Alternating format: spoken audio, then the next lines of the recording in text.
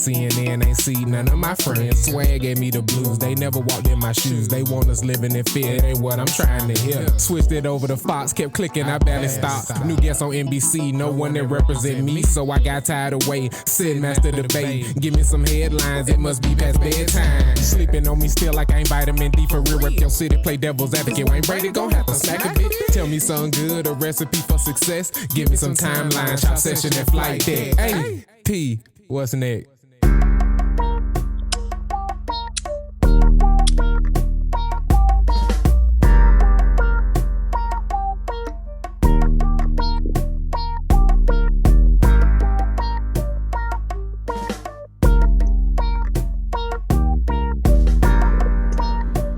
Women gonna like that shit. It's 2018. Yeah, man, this your nigga C.O.D, the Cater Boy Music, man. Welcoming y'all back to a lovely Monday afternoon. It's really a Monday night. I really just like the sound of afternoon. And I don't know if it's because of afternoon delight, which I'm also a huge fan of. And welcoming you to another flight deck, you know what I'm saying? And this week's flight deck is brought to you by a little bit of sorbet, you know what I mean? A little bit of indica, a little bit of indica. Then I got a little bit of sativa that I spliced in there. So it's a hybrid blunt, even though it ain't a hybrid strain. You know what I'm saying? And I don't know if y'all noticed from some of the other episodes, but all of my ashtrays I made from old trophies. And just for the record, I don't have one trophy that wasn't flat out well earned. You heard me? Them things say first, second, or third. And that is it. You hear me? First, second, or third, man. And as I found did blunt of sorbet, man, I just get to thinking about the participation trophy generation, man. But before I get my head over my heels, you know what I'm saying, put the cart before the horse, man, I'm from A-Town by way of D, and it wouldn't be a party if I ain't bring my nigga P. Shit, what else they gonna do? Hey, it's your boy, P. Henry Trotter IV, a.k.a. Freddie P., a.k.a. Casino P., a.k.a. Mr. Long P. We back again, man. Mr. Long P. Season 1, Episode 6, with my player partner, Eastside 6. Oh, man, episode and your zone matchup today. Let's talk about it. Man. Season 1, episode 6 of Gimme Some Headlines. Give me some headlines. Y'all already know what it is. We back again, man. Back like we never left. And I swear I got hair on my legs. This part of why y'all don't never see my legs on camera, cause the way we got these lights set up. See, the way my light situation set up, it look like I ain't got no hair. But you say, oh no, it's the angles, man. It's summertime, whatever, man. I'm in Atlanta. I gotta let them know, man, I ain't Metro. Metro Boomin want some more, nigga. Metro Boomin want some more, nigga. Hey, bro, but I done started slick talking about this part, man. We got to, we got to write producer tags. But you said you got Brandon is everything. Yeah, man. Really, you know, I'd be ashing into trophies, you know what I'm saying? I got another little guy that's made out of a soccer trophy and a football trophy. That's a region championship trophy and second place in we lost in the championship or whatever in the Boys and Girls Club. But you know what I'm saying, smoking and looking at my trophies on a regular basis that splice my old BS from childhood. Even the thing I burn my incense on, I tuck it in the arm of a spelling bee trophy that's like second place in the school spelling bee from when I was like 7 though. But I think about these participation trophies, man, and what the long-term impact societally is, man. And before I go on my little diatribe, I just, yeah, say coming out of the flight deck into a little chop session, man. I wonder, what do you think, man? How you feel the long-term residual impact of these participation trophies? Like, do you see it reflected in culture anywhere? I do. I had this conversation. I can't remember who it was with, but we talked about this, and I thought this person was going to be on the complete opposite side of the spectrum because they looked like a person who got participation trophies. And I think we come from, like in our culture, especially, they don't think they really exist, man. Like nobody is Gaylord Falker's dad. We were literally taught. We were literally taught you have to work twice as hard to get half as far. Right. That's what they teach young black men.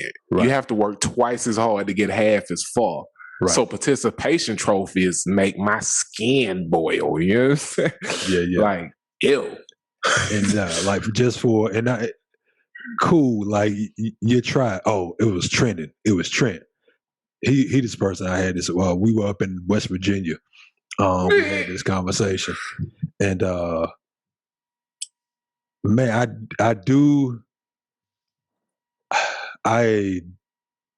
don't like them for the sense of like it feels like you feel like you get something just for going. You shouldn't get something just for showing up. Like showing up is part of it, but especially when it's something to do with competition. Like the goal of this is to win. And if it's not like there are finite games and then there are infinite games.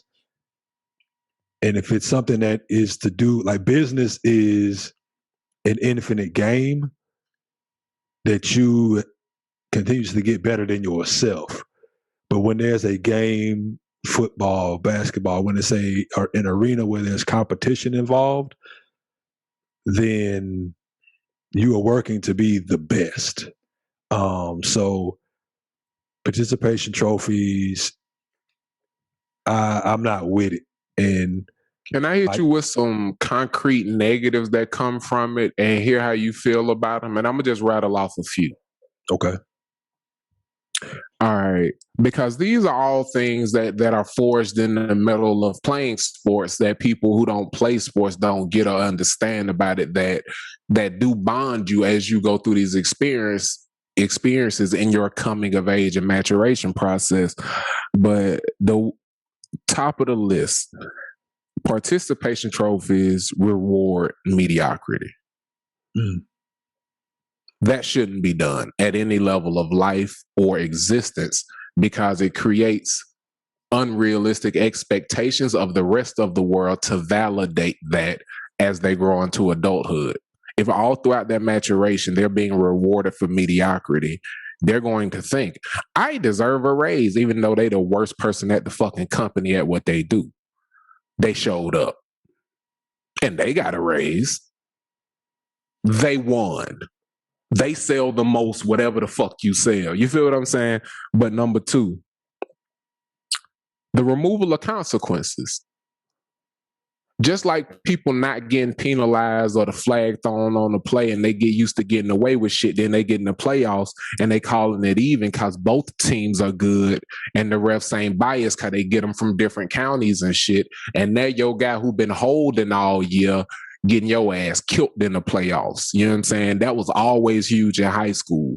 We'd have so many fucking up downs going into the playoffs. We had to play perfect football in practice because they was going to call that shit smooth even. And wasn't no we expect Decatur to win. You feel what I'm saying? Yeah. Beyond the removal of consequences, the false sense of accomplishment. They start to believe they're good at these things. They have 10 different football trophies, but hadn't won at anything. You know what I'm saying? And I'm talking about football in the world since soccer trophies and shit. But they ain't won. Like, I've been in soccer leagues where they ain't keep score, and then they got mad because we would call the score out on the field. I got a red card at the end of a game, couldn't play in the next tournament. I was our team goalie, and when our backup goalie rotated in, he let me play forward because I could shoot my ass off, but I was the best goalie. Once we built up a good lead, he let me do whatever I wanted to, though. They kicked me out for the next game because I called out the score at the end of another one. I was like, yo, this is a tournament, and we are moving on. They aren't. They know they lost. You know what I'm saying? But beyond the delusions of grandeur, bro, it creates a group of people who are ill-equipped to deal with failure. Yeah. And the burden falls to society to coddle people who haven't learned how to lose. Like I had this white dude when I was in 6th grade kick me in my back after I won a trivia game in class because he wanted the prize. Bro, like one of my best friends in the world was Sam Hankerson. And this dude was really close with Sam. I'd have given him the shit had he not kicked me in my back because I fuck with Sam. And if somebody I love fuck with you, I fuck with you. Period. That's just how I operate. But like, I got the question right. I shot my hand up, and I guess he was mad because I sat in front of him. He felt like he should have been called on. But she called on me. I got the fucking question right. You know what I'm saying? I don't know what you want me to do. The nigga kicked me in my back. And like, long story short, the teacher wasn't going to do absolutely anything about it until I said, look, someone needs to teach him it's not okay to kick me in my back. And either you can do it or that job can fall to me. How do you want to handle this? I got suspended, bruh. Because she said I threatened her. I was like, how did I threaten you? I told you either you let him know that he can't kick me in the back whenever he's upset that I got a question right, or I will let him know that. Period. Turns out his dad was on the school board, though. But these are the type of people who have power over the organization, who have power over the little leagues and shit like that, who institute this participation trophy shit. If we're paying the money for the budget, if I got to pay like, imagine creating a whole budget and then this little inner city group of niggas who had their team for the first time come into a league of 16 teams and losing the championship. And I promise you refereeing had something to do with us losing. We lost 5-4. And I got a red card. I had to sit out of a game, and we still won that game to keep going in the tournament, bro. But like, bro, said all that to say, man, like, when you literally construct everything around shit to rig the game for a certain group of people, they actually do get to go into life and it's still like that. But for a great deal of other people, you're not going to get a slanted playing field forever, man. And these participation trophies really set you up for failure while preventing you from dealing with it as a young kid. It set you up to be ill-equipped to deal with it as a person with real consequences to failure. You feel me? How you feel about them checkpoints, G? No, I think they're all great checkpoints. And I think the biggest one of them is raising a generation or generations who don't know how to handle failure, man. And because everybody need to know how to lose. Everybody need to know how to lose. And whether to come to physical assault, because I'm always supposed to win, and I don't know how to control my emotions. Like I had a cousin, man, who he kicked the shit out of me, bro. I got a cousin. His name is he was one of the better athletes to grow up in Fairhope that I grew up with. Now, he was a better athlete than me, and I remember this kid stole the ball from him. And he got angry, like because it never happened to him before. And he went over to the little dude, fopped him in the side of the head, bro. This city league, this 4th grade. He fopped him in the side of the head, went and ran into the side of the gym and just crouched in the corner and started crying because he hadn't dealt with that before. And that's not a participation trophy thing, but that's you need to know how to deal with adversity, which is one of me and the lady favorite. 100%. Adversity, like, you got to learn how to deal with it, man, and you got to learn how to cope because it's gonna happen. Like, it's going to happen. Like, the first time he ever lost a foot race, I remember him going ballistic. And I was like, Don't be trying to dip up out of there, cuz. Go back, cuz. Why has adversity become an integral part of y'all lexicon? Why is that y'all favorite word? What's going on with that? Oh, because white people use it a lot. Like, whenever they any kind of commercial. One of their favorite cities, that and diversity. We just got done with the NFL draft. You know, and they love the trauma porn for these young black men coming up into their adverse circumstances. They love to pick out, you know, this young man he was born without parents. He didn't even have parents. He was born in a tube. That's the adversity he had to go through. He was born young black homelander. Like, he don't even have real parents. And so, like, we always make fun of it because... You seen that video of that dude who said that mama died before he was born? Yeah, and then he went back and said, nah, she right here. You want to talk to her? They're like, what? Wait, I thought your mother was... Nah. She right here. But, like, yeah, everybody talk about which is like in my raps, man. I don't even want to talk about adversity. Everybody talk about it.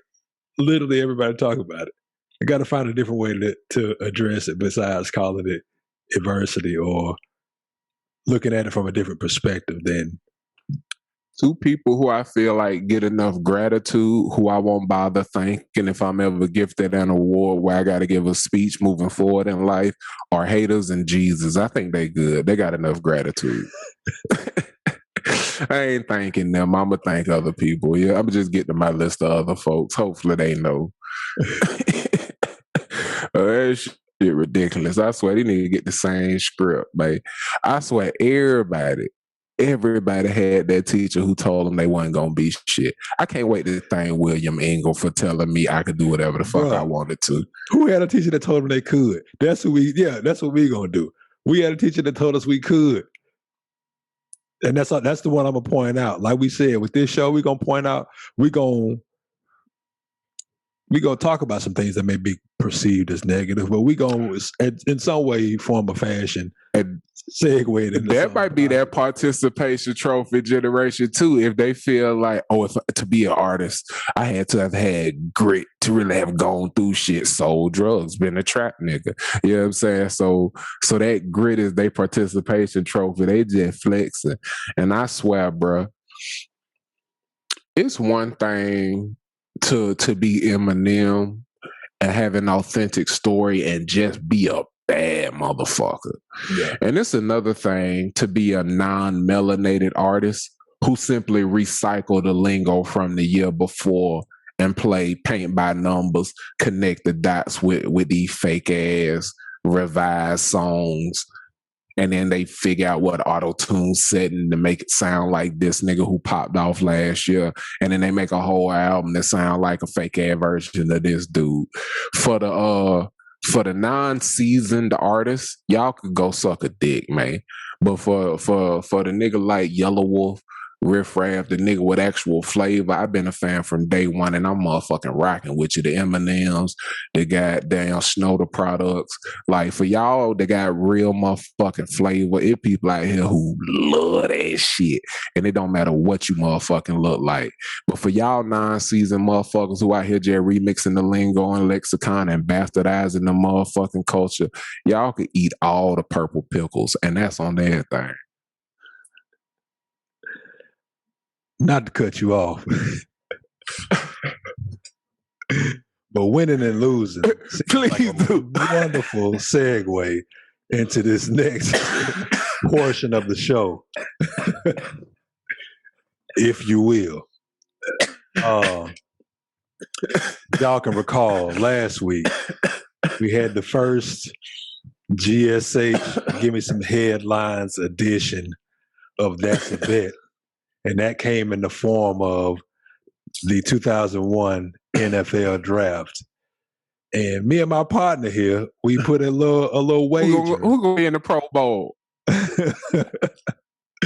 We had a little wager on the NFL draft. And just to recap, that was first 10 picks.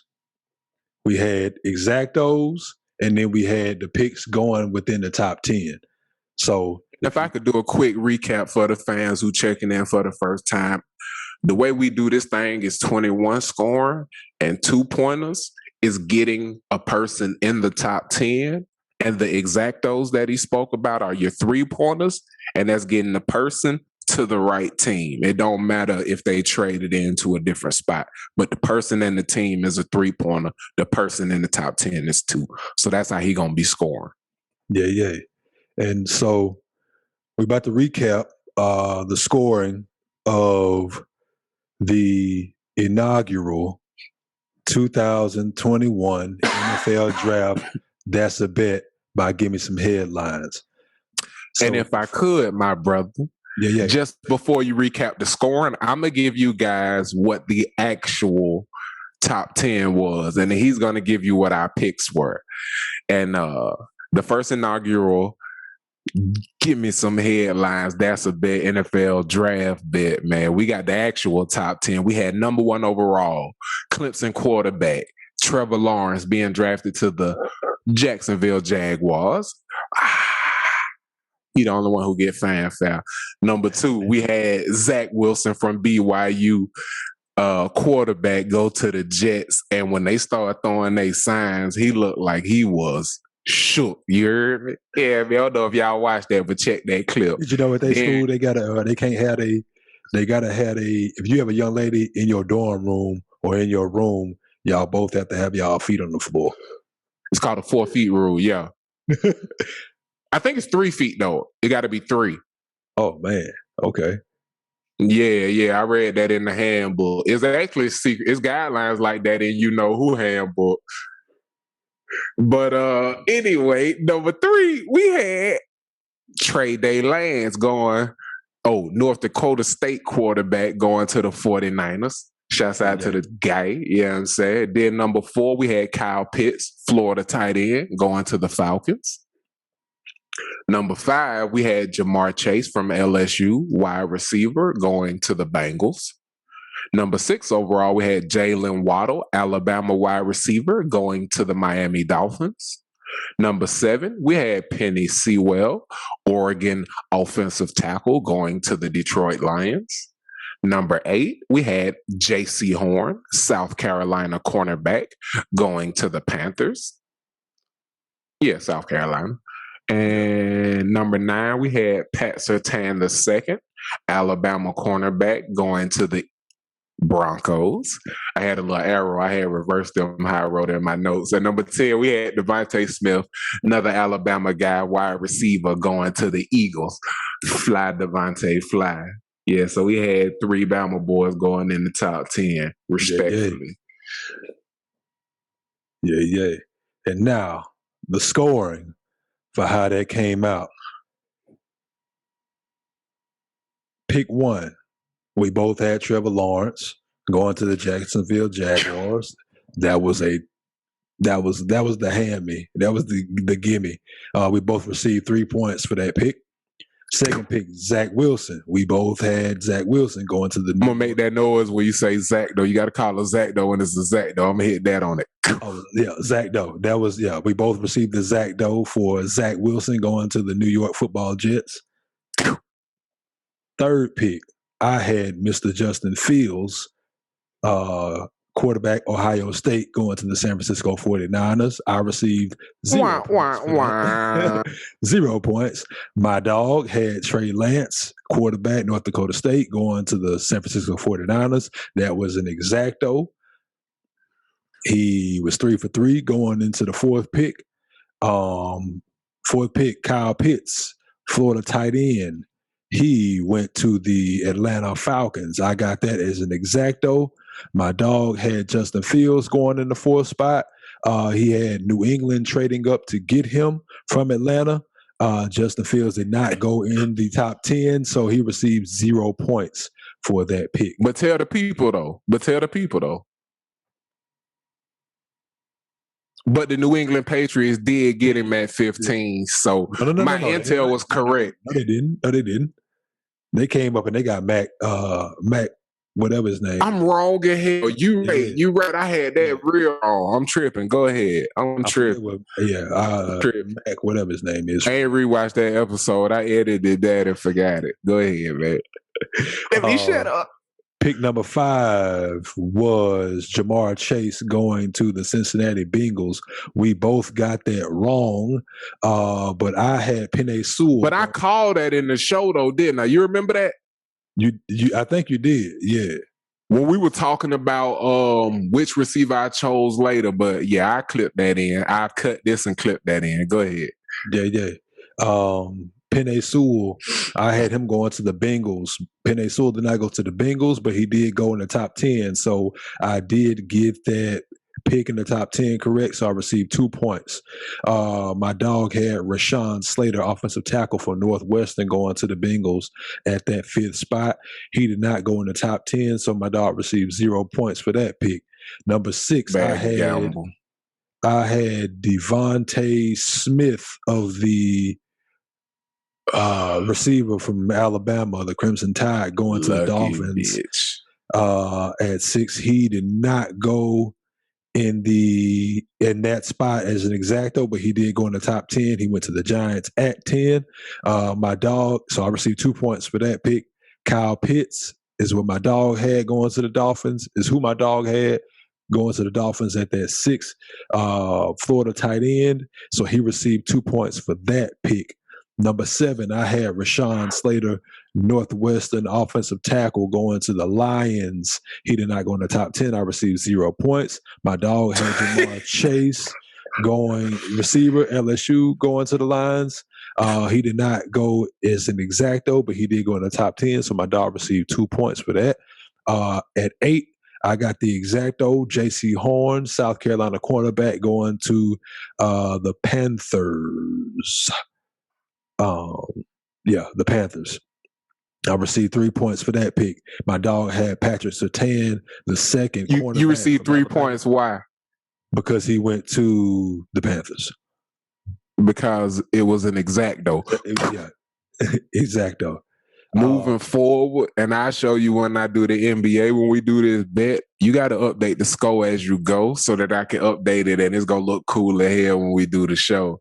And it's an audio medium too, so they ain't going to know until the end. But you building the suspense though, so it's going to be cool for the first. Just a little note. Let me shut up though. And for the 8th pick, my dog had cornerback Bama, Patrick Surtain, the second. Going to the Panthers. So we both had cornerbacks in that spot going to the Panthers. I just happened to get it right. My dog received 2 points for his pick because Patrick Surtain did go in the top 10. At number 9, I had Trey Lance, quarterback, North Dakota State, going to the Denver Broncos. That was incorrect, but Trey Lance did go 3. He cheated. They picked the defensive player. He cheated. Yeah. And my dog had Micah Parsons, linebacker, Penn State, going in that spot, number 9 to the Denver Broncos. Micah Parsons fell outside the top 10, so he received no points. Number 10 pick, I had Patrick Surtain, the second cornerback from Bama, going to the Dallas Cowboys. That was incorrect. I received 2 points, all because Patrick Surtain did go in the top 10. My dog had Matt Jones, quarterback, Bama, going. He had the Chicago Bears trading up to get Mac Jones from the Cowboys. That did not happen, so he received 0 points. My dog, his grand total was 1, 2, 3, 4, 5, 6, 7, 8, 9, 10, 11, 12, 13, 14, and 15 points. Your boy P, Casino P, Life is a Gamble. ended up with 20 points.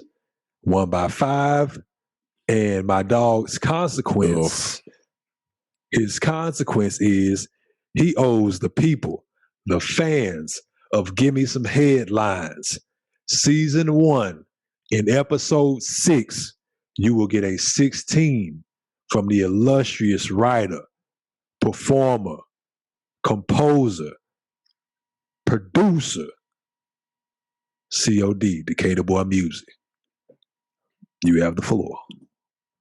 Yeah, man, I went back and forth on what to give y'all, man, but just so y'all feel like I kicked y'all in the dick too, because that's how I feel losing this bet, I'm going to give y'all 16 of Summer Cold and not give y'all the rest of it. Yeah, real salty shit.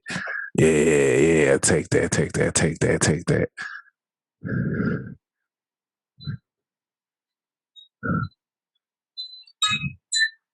Yeah. This your nigga C.O.D, Decatur Boy Music, man. You know how I do, man. Send me out the country, I come back with the trophy like I'm Kawhi on the Raptors. Bitch, I'm not these other rappers. I do this shit for the music. It's some dollars, come cool with it. Economics degree. Bitch, I know what to do with it. I'm Shakespeare with a tie on, nigga. Take that nigga tie, y'all $300 for the slacks, and both them bitches a write off. What it fit for lil' mama? She say she like when I dress her. Told I like when she swallow, cause if she spit clean that mess up.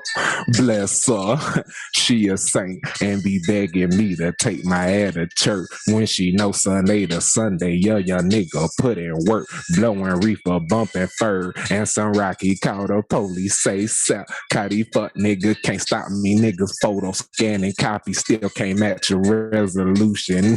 Nigga want a problem, found a solving and solution. Bitches think I'm killer count the way I get these pewters pewing. Cross your eyes, dot your teeth. Like I ain't even gonna keep going though, bro. Fuck y'all, nigga, man. I got like 3 more minutes I can do though, but y'all don't deserve it.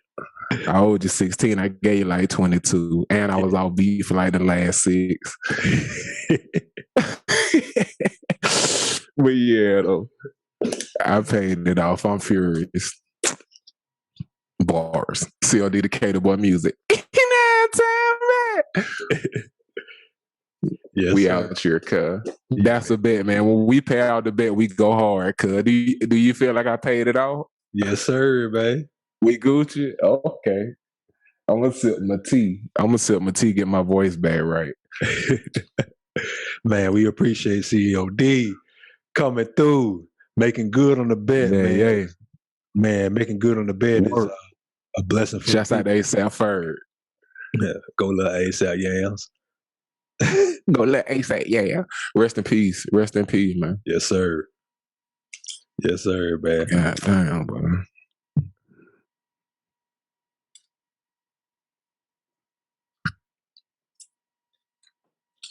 If you know, you know. If you don't know, ask no questions. Don't give me no questions about that. Yes. Yeah, man. Hit us always at give me some questions at gmail.com. That's GIMMESONMEQUESTIONS at gmail.com. Give me some questions at gmail.com. Also, start the conversation. We'll keep it going.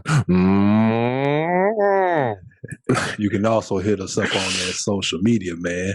On IG at Gimme Some Headlines. That is at GIMMESOMEHEADLINES. And you can also hit us up on Twitter at Gimme Some Head_S. GIMMESOMEHEAD_S. Hit us up, man. Hit us up. We really want to hear from the people because this is a community and we working to build it. So come be a part of that thing. You got something you want to ask me, OG? Hey, man. Give me some timeline. Oh, man. Switch it up. Give me some headlines. Hey, we in there. Hey. Hey man, I got a surprise for you, bruh. Cause I read this and I was like, I can't believe my dog ain't talked to me about this yet, bruh. Shouts out to me for finding this story, bruh. Kentucky Derby winner Medina Spirit fails drug test. Bob Farrett hit with suspension. Extraordinary discovery. Archaeologists find Neanderthal remains in cave near Rome. Loose tiger collar. Hold up. Loose tiger wearing collar roams Houston neighborhood before being taken in. Hold on. Loose tiger wearing collar roams Houston neighborhood before being taken away. It was scary. Okay, so pick your poison, bruh. Man, Loose tiger in Houston, Kentucky Derby went out here cheating. They found some Neanderthal bones out there in Rome. I wonder what race it was. Because race is scientific, right? Of course it is. But I really want to talk about this horse sniffing cocaine before the race, like Lawrence Taylor. But we ain't gonna go there. The Neanderthal, I'm gonna stay away from that. Let's talk about this tiger, man, losing the H, bro. That shit wasn't too far away from me. I swear to God, bro. I was like, I ain't heard about this, bro. A loose tiger wearing a collar roams Houston neighborhood before being taken away. It was scary. And this story is being brought to us by Apple News Plus. Written by Benjamin Van Hoos. We got to make sure we start citing these niggas. We're going to be reading their work. A loose tiger roamed the Houston neighborhood Sunday night before the suspected owner wrangled the animal away. According to K.O.W, the big cat, which was wearing a collar, was spotted by neighbors strolling and then lounging in the front yard unaccompanied. Witnesses caught a moment on camera, including one video where people were heard saying, "It's somebody's pet," and noting the moment someone approached the animal with a gun. "He brought a gun," says the person in the video, watching from behind the window. Another said, "Don't kill it." The outlet, and I only say that because I saw the video. The outlet reports the man with the gun was off-duty law enforcement official who aimed the weapon at the animal as the suspected owner took the tiger inside the house. Onlookers told Cahew that suspected owner put the animal in a vehicle and transported it elsewhere. A neighbor said, according to KPRC, that they noticed the free-roaming tiger just before 8 p.m. local time, adding that the man who claimed to be the owner said, "Don't shoot," before he came to get the tiger himself and leaned down and kissed the tiger and took him by the collar. Nigga, huh? What if that was somebody who know they worth, who seen Tiger King and was just like, fuck it, I'm gonna just go for it. If this somebody pet he used to people, I'm gonna swing for the fences, cuz. Like, how that make you feel to be out there and I ain't gonna say exactly where you at, but nigga, were you out and about? What day was that exactly? You be walking your boy Saint, man. Y'all niggas could have been tiger food. Yeah, my dog was going to prove his love to me. I need you to take that. Hey, nigga Saint say, I ain't got to be faster than a tiger. I just got to be faster than you, Pete. Do your thing, bro. I'm going to find the date so you can tell me where you were. My initial thoughts, man, are you in a residential neighborhood and you got a tiger. Like, do you have to? Hopefully, it was last night. It was last night, May 9th. Ooh, I walked my dog. We walked in the morning yesterday, thank God.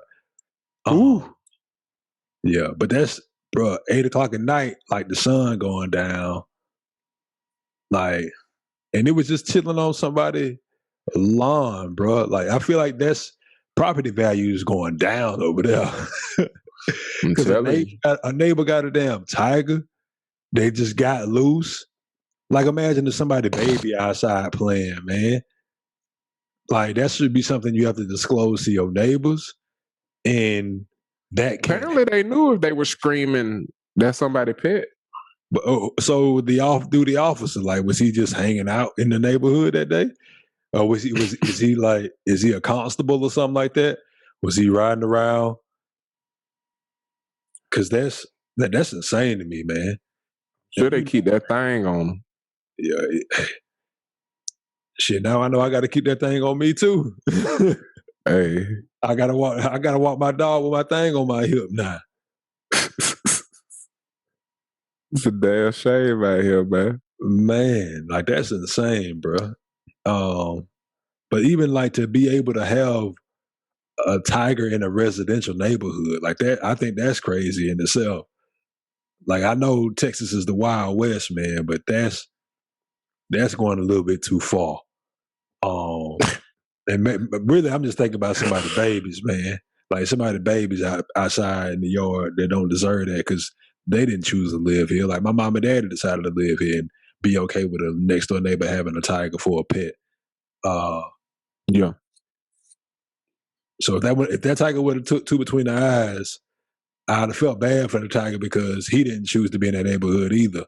And I feel like the owner should go to jail and his tiger should be taken from him because you can't have a tiger and it get loose. Like, that never happened to Mike Tyson. All I could think about was the video of that vet aggressively stopping that black kid from walking through the neighborhood. I was like, what his pussy was when that tiger was taking a stroll. Hey, tiger, you're in the wrong neighborhood.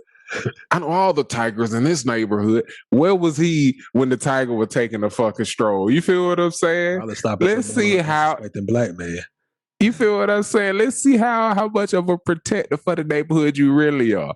My kids live here. He like, what does it have to do with anything? Nigga, I'm taking a walk. Where was Johnny fucking neighborhood when this tiger was strolling through Houston, man? Square bearded, man. I'm ready for what you asked me the other second, though. Man, go ahead and give me some of that timeline, bro. What's going on? Man, Twitter been wild, man. Twitter been wild, man. It stopped at some point? You're right. So infinity symbol, same shit, perpetual motion, man. But it's just crazy to watch the ripple effects of the percentage of people who have been vaccinated growing, to watch the culture around that eventuality. You know what I'm saying? Yeah. Because the more people join what is now, because it is less than the majority currently, the more people join this exclusive club, the more you get the Americanized, you ain't in the club, it's cold on the outside looking in type of vibe growing. And the specific tweet that I want to talk to you about, man, was a tweet that says, and I won't read the person's name, but oh my God, OMG, oh my God. I don't think I'd even want to go to a concert with people who hadn't been vaccinated. Would you?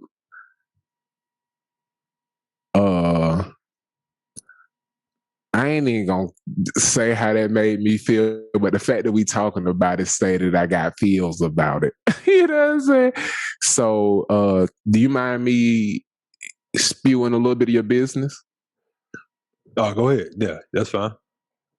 As someone who's been vaccinated, how do you feel about this sentiment, and do you share these emotions? Would you even want to be at a concert with somebody who hadn't been vaccinated, Fred? I vehemently disagree with this young lady's sentiment, because if you've been vaccinated, why are you worried about other people not being vaccinated?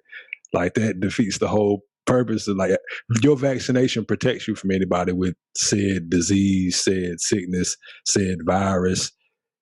So you requiring or wanting people to all be vaccinated. I mean, like there are people who don't have polio vaccination. There are people who don't have what's the there was another one. I had to get one before I went to China. Cholera, Like there's so many vaccinations that people Ebola. I don't think SARS. If you go to China, you had to get SARS, I'm sure. I had to get SARS. Yeah, that's what it was. But if your vaccination works, it shouldn't require everybody else to be vaccinated or to have the vaccination. Whenever, let me interject the metaphor, my G. Whenever this vaccination talk get going, man, I reference one very simple metaphor, and I love for people to call it stupid for one reason. It's the umbrella metaphor. Mm-hmm. Your vaccination, at its very least, should act as a fucking umbrella. It should protect you from the rain. You shouldn't get wet if you get the vaccination for something. You shouldn't have to worry about that thing that you have been vaccinated for. Why a motherfucker with an umbrella would run around complaining because everybody else don't have an umbrella in a thunderstorm just don't make sense to me. Like, and at its most basic level, if your vaccine doesn't work as well as an umbrella, if you need every motherfucker who outside to have an umbrella for your umbrella to keep you from getting wet, that's a piece of shit umbrella. Yeah? I'd say so. That's a shitty umbrella. It's a shitty raincoat, whatever you using to keep yourself dry. If you need absolutely everybody else who outside to have one to keep you dry, that's a shitty raincoat. That's a shitty umbrella. I was about to say, is it even an umbrella if it don't do the job? Because an umbrella is why the definition. fuck would you put it in your system? If it don't work as well as an umbrella or a raincoat, why would you put it in your system? That's just a basic question. Yeah. If you have less confidence in it than a goddamn umbrella, why would you get it? Why are you trying to prevent other people from living their life if you believe the vaccine works? Because when I fop my goddamn umbrella out, if I see a young woman walking out of the door who don't have one, I know that mine will work and I make sure she don't get wet. That's how confident I am in how much my umbrella works. It could keep two people dry. So if you got your vaccine and this motherfucker don't, you should be protected at least if it don't keep him safe. It should at least keep you safe. Like, your vaccine gotta work as well as a shitty umbrella, bruh. You gotta have at least umbrella faith in your goddamn. And I love that metaphor again because it has a little radius that it provides. And, you know, apparently you could be covered from being 6 feet away from a nigga. You done got a vaccine and you don't want to be at a concert next to a nigga who ain't vaccinated. That shit insane. You could have been 6 feet from this nigga and fine. You vaccinated and don't want to be at a concert with him? Nonsense, I say. I had a partner hit me up today and invited me. He may end up listening to this at some point. But he invited me to call that nigga name in. Nah, call that nigga. Nah, I'm talking shit. He invited me to a shindig this weekend, and we went through like the whole, because we haven't talked in a while, and this was some partner's birthday, and he's like, "Hey, yeah, you know, we'd love for you to come on down, and would be great to see you and the lady." And we stopped talking for a few minutes, and the last text he sent, "You guys are vaccinated, right?" And I was in my head, I was like, I know he vaccinated, because he was like, he was public enemy number one, not even public enemy, like whatever, public enemy number one when it came to the vaccinations. Like, he was one of the first people in line. I was just like, you vaccinated. Why does it matter if we vaccinated or not? I mean, we are, Thanks. But why does it matter if we vaccinated or not? And I've seen people like on Twitter saying that we should keep people away from things if they aren't vaccinated. It's like, well, if you vaccinated,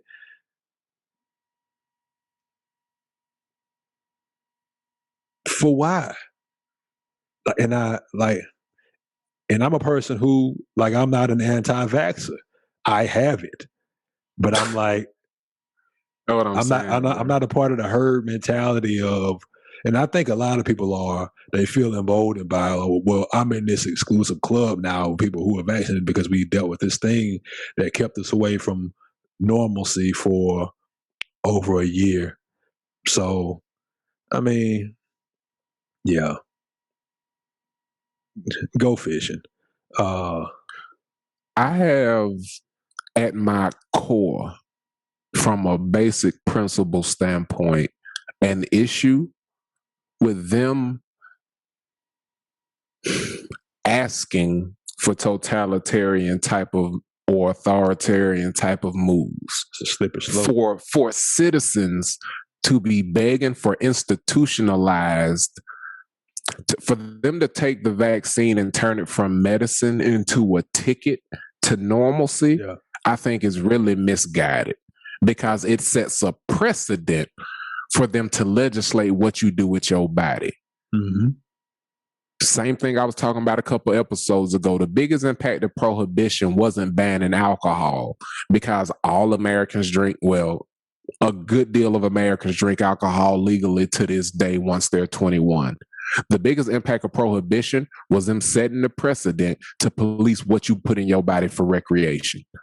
The list of banned substances is 154 things long, and that shit started with little low alcohol, and they gave it back to you as soon as they seen how much motherfucking money they could make taxing motherfuckers during the Great Depression from. They're like, man, we missing a bag. What we doing? And the Kennedys built all their political power from it. All these old rich families. It's all kind of bullshit came out of bootlegging and all that shit. But said all that to say, very simply, bro, institutionalizing medicine mandates is bad precedent to set, because there's mass and vaccines now. That shit will end up being reproduction and other things. Like, play with that shit if you want to. Think this shit a game. And they're going to be doing a lot of shit to you internally for your own good. And that shit's stupid as fuck for you to ask for it. Because once you set the precedent, they're not going to have to ask you to move forward. Period, bro. Yeah. And I don't like qualifiers either. You got to do this to do this. Like, for you to hang out with me, we go through it a lot. I'll give you an example of it. We go through it a lot being from where we went to school. People who don't look like us, they'll introduce you to one of their friends, and they'll be like, well, he went to school with me. And their friend will be like, oh, well, he's okay. You know what I mean? So I see that the same way. I don't like qualifiers. I need to do this for you to accept me or be okay with me being around. And yeah, I mean, well, give us our own part of the country then. And folks who don't want to be vaccinated. And again, but I'm going with the folks who not vaccinated, because even though I am vaxxed, seem like a more fun group of people, honestly. Less assholes. I swear to God. Less of the type that I don't want to. Less of the type that I don't want to be around. Bro, as we talk about all this vaccine and stuff, bro, it make me think about something that's always near and dear to my heart, bro. And you know what that is, my guy? What it is? Conspiracies, bro. And I think it's just about time for us to give the people a segment we like to call Conspiracy Brother. Talk to the people, P. Conspiracy Brother is this is my dog's specialty right here. I get calls oft about things that are going on in the world that there we go. Most people would object to. because they don't want to believe that this is a possibility in this world. My dog, C.O.D, Decatur Boy Music, Eastside 6, Decatur, Georgia, is not one of those people. It frightens him, just like it frightens everybody else. But to hear about it, if you, I don't know. I hate to interrupt, bruh, but I really just needed you to filibuster till I got that hat on. I'm about to take over. Yeah, jazz.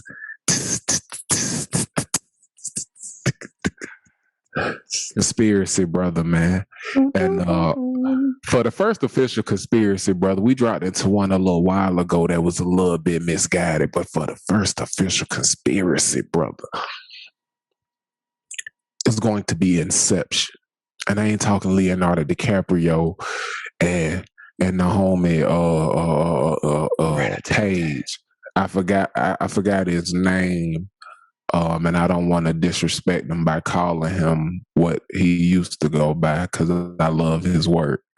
But Inception, in the sense of planting a seed or an idea. My big brother planted an idea in my soul and my consciousness when I was a young man, and I've held on to it throughout my entire life. I credit it with my imagination. I credit it with being a part of my inspiration and my creativity. I credit it for being gasoline for my thirst for knowledge, for my desire to read nonfiction. But it's something I call blank sheet of paper theory. And I've called it this my entire life.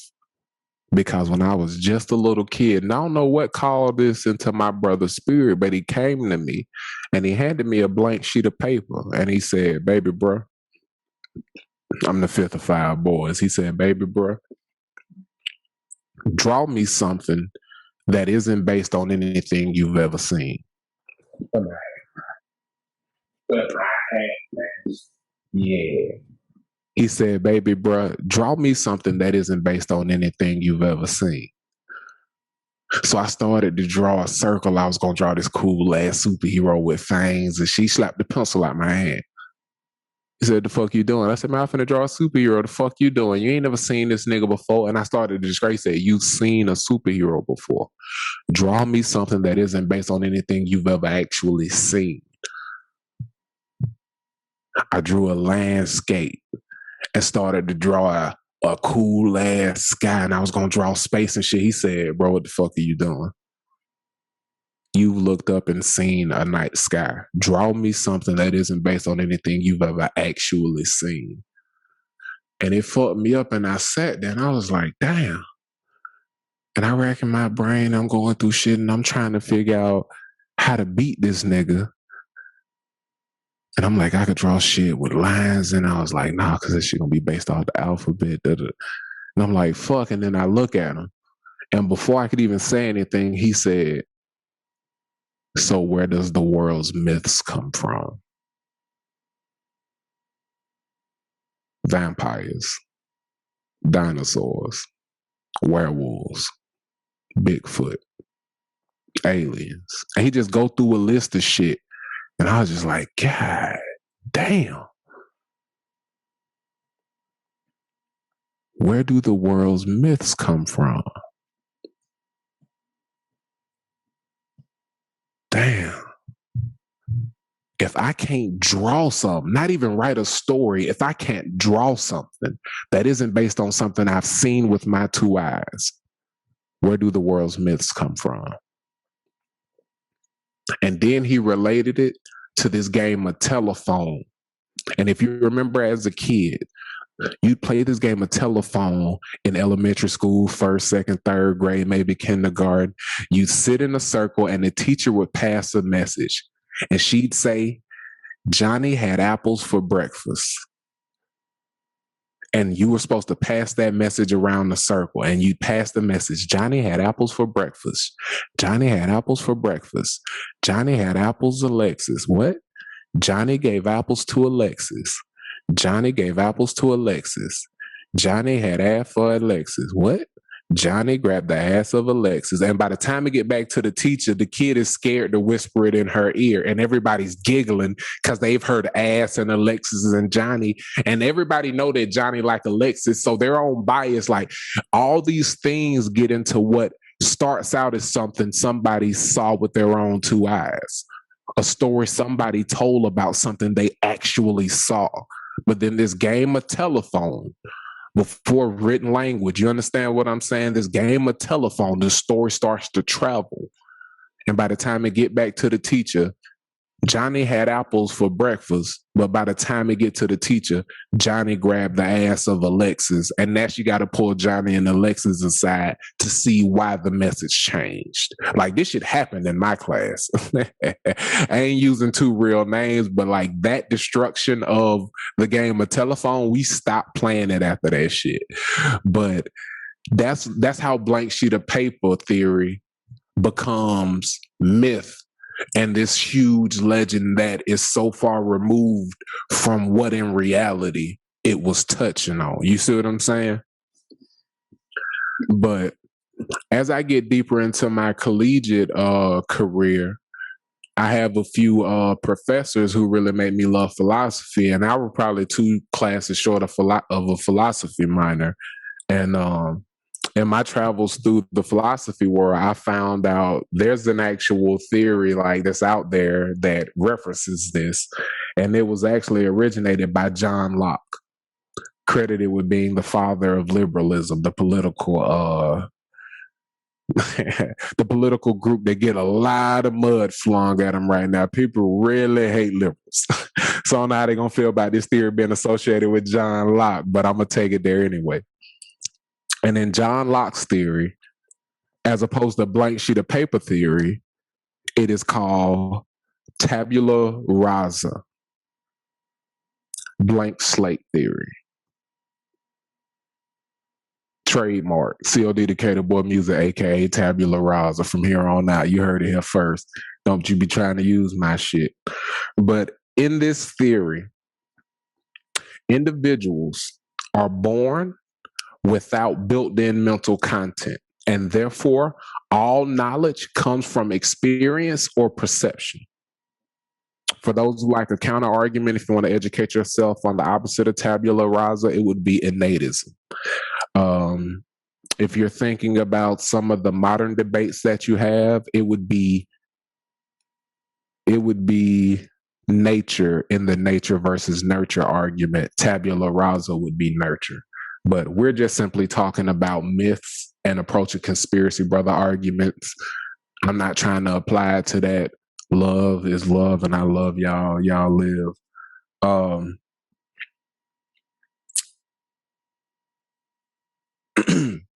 There are 4 different sects of philosophy.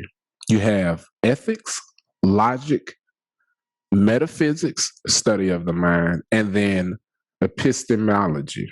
And I might have pronounced that crazy. But epistemology is the branch of philosophy concerned with knowledge. Epistemologists study the nature, origin, and scope of knowledge. Justification, rationality, and rationality of belief. And justification is the study or beliefs that one has good reason for holding, like the sun is going to come up tomorrow, because it has every day you've been alive. So that's a reasonable belief that the sun is going to come up tomorrow. You feel what I'm saying? So beliefs that one has good reason for holding. I relate this back to the tabula rasa for one very simple reason. A conspiracy, by definition, simply means a secret plot by one or more persons.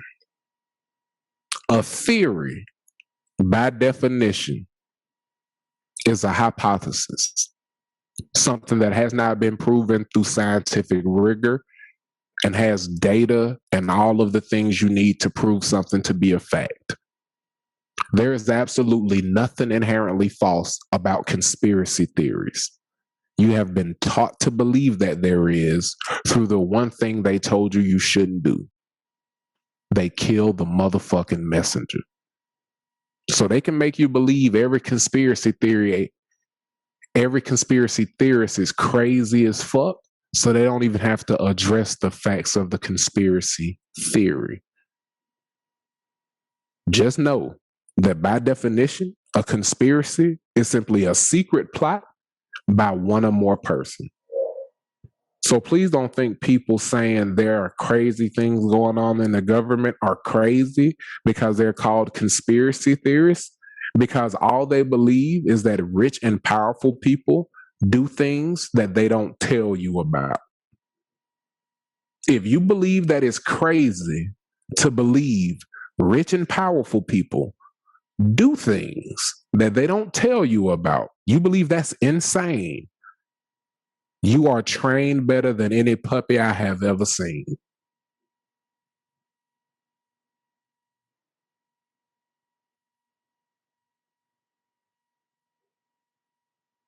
Look at all these different TikToks and Instagrams of rich people stepping out in the light because they said they saw that the president didn't pay taxes, and how comfortable they are talking about, man, I bought a jet for $50 million to avoid paying taxes in 2019. Oh, you feel comfortable saying that? With all the shit going on in the country, you feel comfortable saying you avoided paying taxes by buying a private jet? It's niggas getting damn near a third of their income taken who making less than $100,000 a year, and you feel comfortable saying you spent $60 million on a jet to avoid paying your fair share.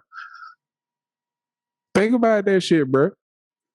And you believe that rich and powerful people tell you everything they doing.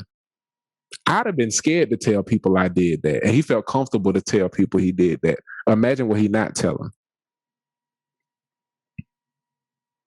Please respect conspiracy theories as what they are. They are hypotheses about rich and powerful people doing things that they have not been transparent about. Look into some of what people say before you dismiss them.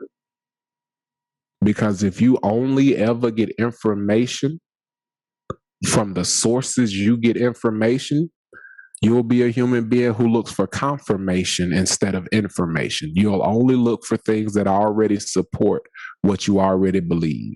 And it feeds into cognitive dissonance instead of you living in reality and actually consuming the world that is around you. So for this edition of Conspiracy Brother, I wanted to give you blank sheet of paper theory like my big brother did.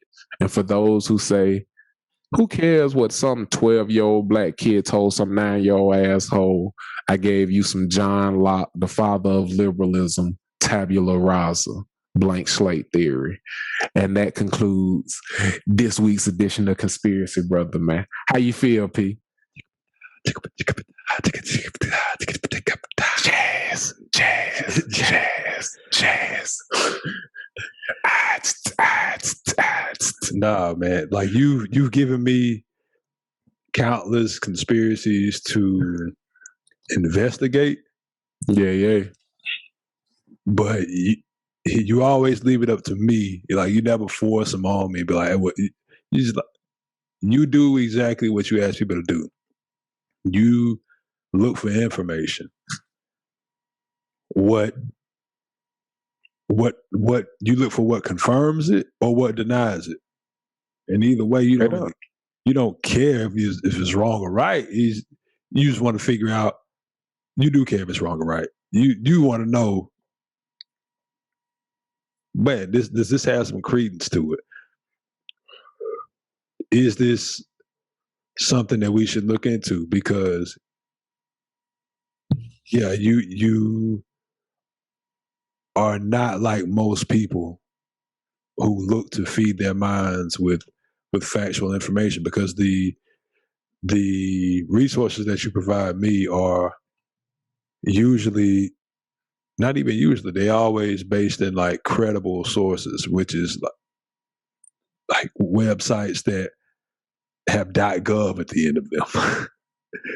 So, and if somebody a key in books. Like a lot of people, y'all quit to call a nigga a conspiracy theorist when he telling you, look at what the government did, and he's showing you the shit from a government website. Nigga, this ain't even a theory. It ain't a conspiracy either. It was a secret, but this shit is documented now. Yeah, and good God, man.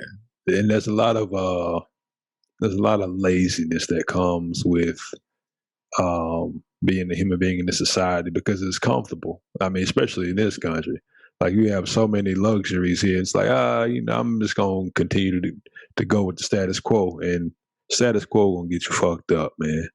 Yeah, it really will.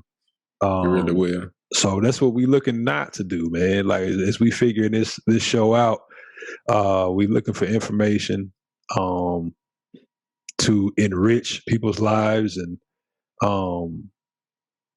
help them to be more informed, in addition to entertaining folks and building the community around humanity and I was about to call it brotherhood, but peoplehood, personshood.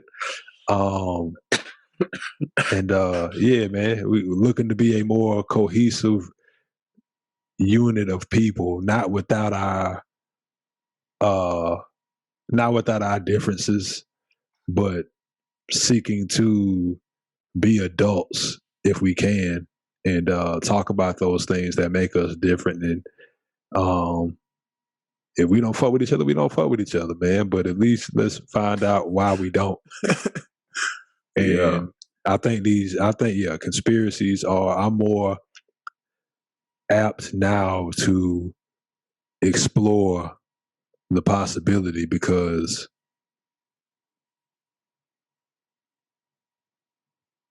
reality is stranger than fiction. So, yeah, man. The only difference between truth and fiction is that fiction actually has to be believable.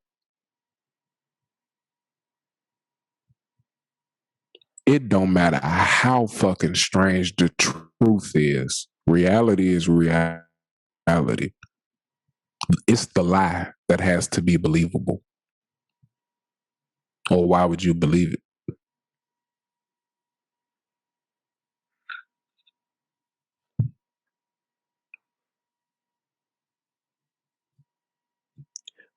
This show has really great pregnant pauses, man. I went back and listened to a few episodes. I went back and listened to a few episodes, and like the pregnant pauses be good. Hey man, can I give you some headlines? Come on with it. I'm gonna throw you some curveballs. You're gonna be mad at the order I give to you. There were at least 9 mass shootings across the U.S. this weekend. Yeah, you ain't hear about none of them. Check you out. Jerusalem violence. Rockets fired from Gaza after major clashes. Free Palestine.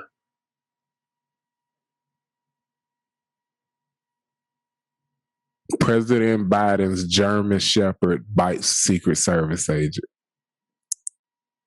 And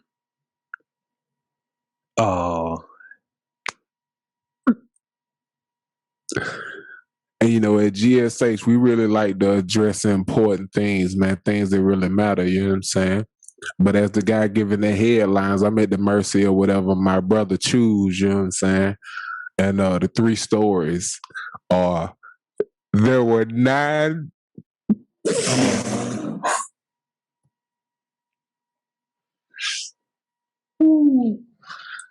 I ain't laughing at what I'm about to read. I'm laughing at just knowing how silly Negroes are.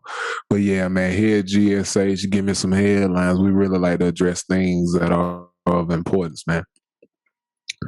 There were at least 9 mass shootings across the U.S. this weekend. Jerusalem violence. Rockets fired from Gaza after major clashes.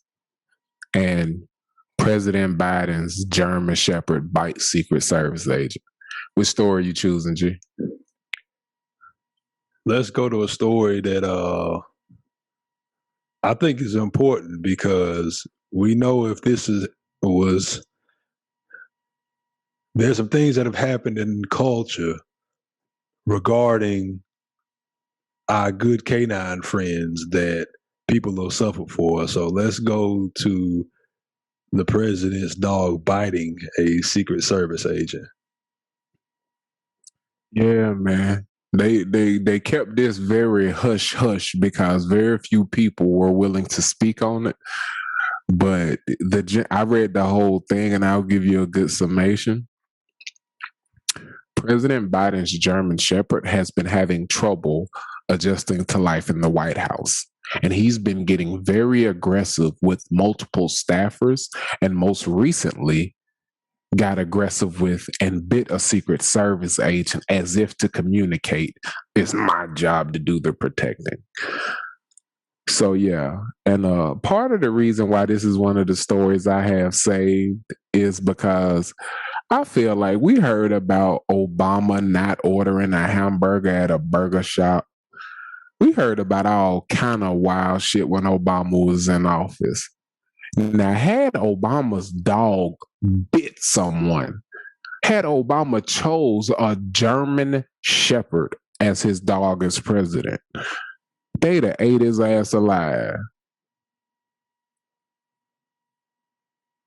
So that alone was like, I got to at least read this headline that Biden German Shepherd bit a Secret Service agent. That had to be read on the show. People need to know that happened. Because I ain't hear about it. I had to find it just searching for stories. You know what I'm saying? So how you feel, man, by hearing that this dog is so poorly managed that it is biting people who are there to protect the president? Man, my dog won. He can't get on the couch. He knows not to walk in the kitchen. He don't jump on people. He's won. Biden dog old as fuck. My dog has been in situations where it's me and him, my lady. We've had dinner parties at the house. He don't put his mouth on nobody. We broke him out of that habit. Yeah. And that's a way that's a way that he communicates, is not biting you, but putting his mouth around, or trying to put his mouth around like your hands, because that's the way that the dog communicates. If you're not doing nothing with it, he try to get you to pet him by going. You're up. And we know that's not okay, because we know as a people, if our dog is putting his mouth on other people, that's not good news. It won't end well for us. So it won't, not long term. No. And I have friends whose dogs are unruly, but they don't, like I do have one buddy whose dog nips at your heels and I'm like, man, your dog just nipped at my heels. And he's like, oh, like, no, that's not okay. Like, my dog would never nip at your heels. My dog is taught not to do things like that. So I think this is a carryover, not just with the canine. This is your children too, because I can probably guess the race of those 9 mass shooters and why we haven't heard anything about them, because they aren't well trained. Mm-hmm. What are you not doing at home? If you're going to have a dog, train your dog. They say they take on the personality of their owners. Of their owner. Unruly. What has that dog seen Joe Biden do as far as interacting with Secret Service agents and staffers to make him think it's okay to be aggressive towards those people? Because every dog I've ever had shared the emotions I had toward a person. Like puppies I've had with my paramour, if we've ever been like on bad terms, he'll act like a little Cupid. He'll run to one, try to take something, and go take it to the other one and shit. Like she writing shit, he'll steal the pen, come drop the pen in the kitchen while I'm cooking and run away. He got your pen in there, and I'm like, this nigga, you know what I'm saying? Like they share whatever energy you have, you know what I'm saying? And if y'all not happy, he try to get y'all back happy because that's the energy y'all give each other. If he being aggressive to Secret Service agents, what is this old dude saying and doing as far as how he interact with these staffers? That's what it made me question, because my puppies rock with how I rock. If somebody come in the house and I show love, the puppy show love. If somebody come in the house and I don't say shit to them and they go try to pet my puppy will come to me 10 times out of 10. So they take their cue from their owner. Especially with learning what is okay and what's not. Boundaries being set. And if you're not experienced at being a dog owner and you just picked one for your presidency, why would you pick one that could weigh the size of a small person with the type of people who come in and out of the White House as far as children and normal sized Americans who aren't all 6'2" motherfuckers, you know what I'm saying? Like that dog could be bigger than a lot of Americans who walk in and out of that building. Once he get really full grown. Huh? As a career politician, yeah, this man picked a dog that fucked up black people during civil rights. I just think about the campaign with Will Ferrell and Zach Galifianakis. Why don't you get some American dogs, you commie? You know what I'm talking about? He be yelling at them about the pugs.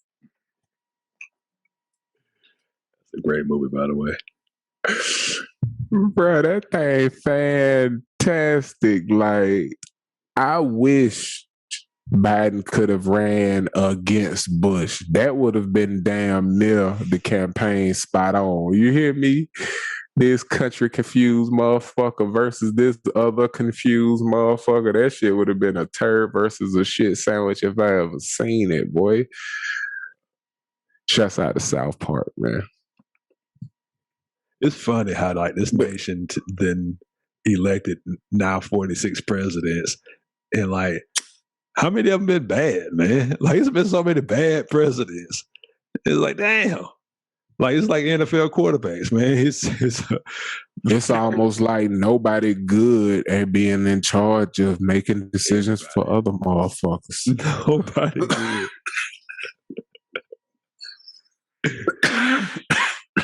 It's almost like we should try something different. And the notion that the best people for the job is motherfuckers who spent their entire lives controlling how other motherfuckers live.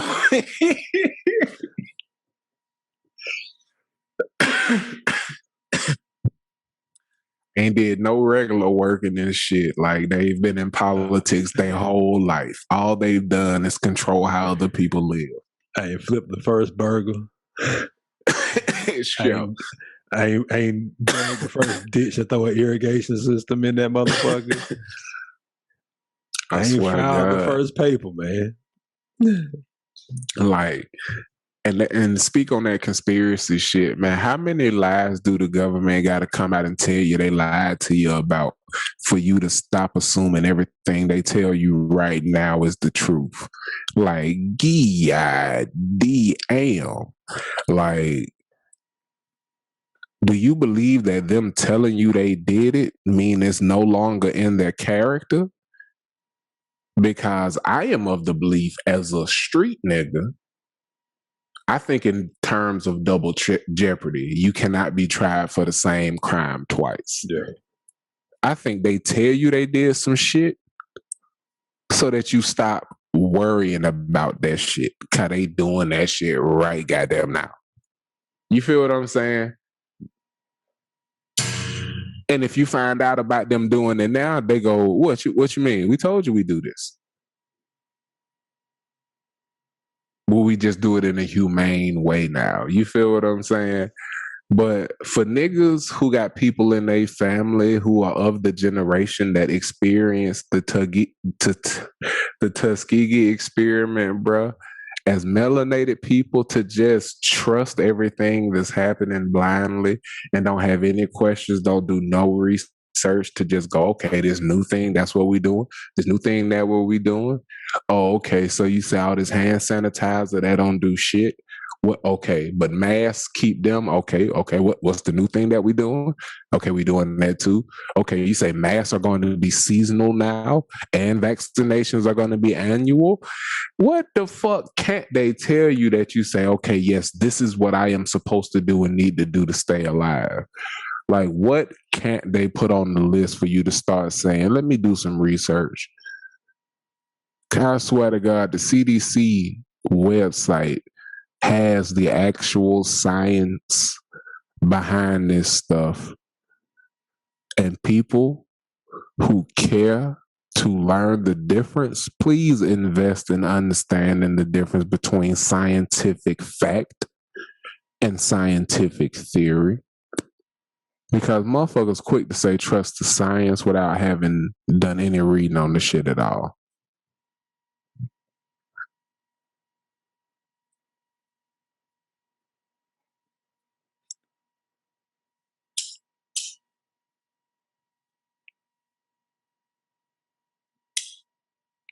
Yeah, man.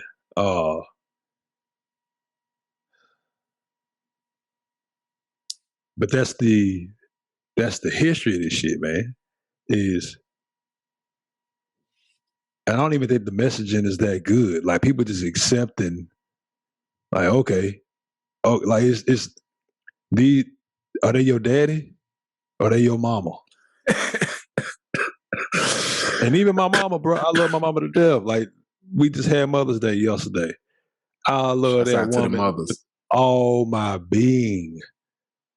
And she told me some shit. I'm just like, no. I love you, but no, that's not gonna fly. I'm not not riding with that. That's not what I'm going for. Cause she always told me some shit, do it because I said so. I'm just like, how about you give me and that's this is a whole nother conversation, but parenting, and that's what the government trying to be. Your mom and your damn dad is like, nah, do with this shit because we said so. If you don't do this shit, then you're grounded. No vaccination, no concerts for you, no bars for you, no normalcy for you. Ain't no more normalcy. You don't take this vaccine in your ass. Like, it's a slippery Every slope. disease, It's a slippery slope. every disease that the World Health Organization is in charge of fighting is whooping Africa ass. So why the fuck we would all be taking Bill Gates and the World Health Organization advice on how to deal with this shit is beyond me. Ebola whooping Africa ass. You know, so I had to go keep going through the list. East and equestrian and encephalitis, that shit to kick the northeast ass on a regular basis is transmitted by mosquitoes through the birds and the like nigga mosquitoes killed more people last year than COVID did. If you actually look at the death reports and look at what be killing motherfuckers, mosquitoes killed more motherfuckers than COVID did, bro. And I would like. Motherfucker down here definitely did some damage. Dragons, we I got. don't think niggas understand how dangerous mosquitoes is, but ain't nobody goddamn paying that $50 a month to make sure they spray their yard for mosquitoes. But niggas wearing a mask like that shit religion. That shit crazy to me, bro. They ain't looked into the science of how mosquitoes could get your ass right the fuck up out of here. You ain't buying often shoot through the roof, but hand sanitizer was doing brick numbers, you heard me? Like niggas was charging $13.95 for dollar hand sanitizers.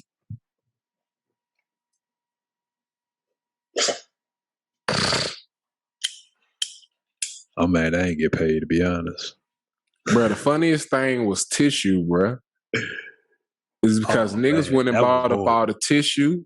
Niggas went and bought up all the tissue because of some shit that went on in Australia, bruh. That was the dumbest shit of the pandemic, and what let me know everything that happened after that was going to be real fucking stupid. Because in Australia, they had an issue where they had a shortage on tissue because guess what, Frederick? Over 90% of their tissue is imported from guess where? China. Oh, China. No, China. They only produce like 10% of their toilet paper at the time. I'm sure they fixed that by now. I'm sure it's all kind of niggas who entered the industry. But America produce over 85% of its own toilet paper and import like 10% or some shit like that. I don't know how it ended up being 5 loosey-goosey points, but that's how stats is sometimes. But said all that to say, we never had a fucking shortage on toilet paper, bruh.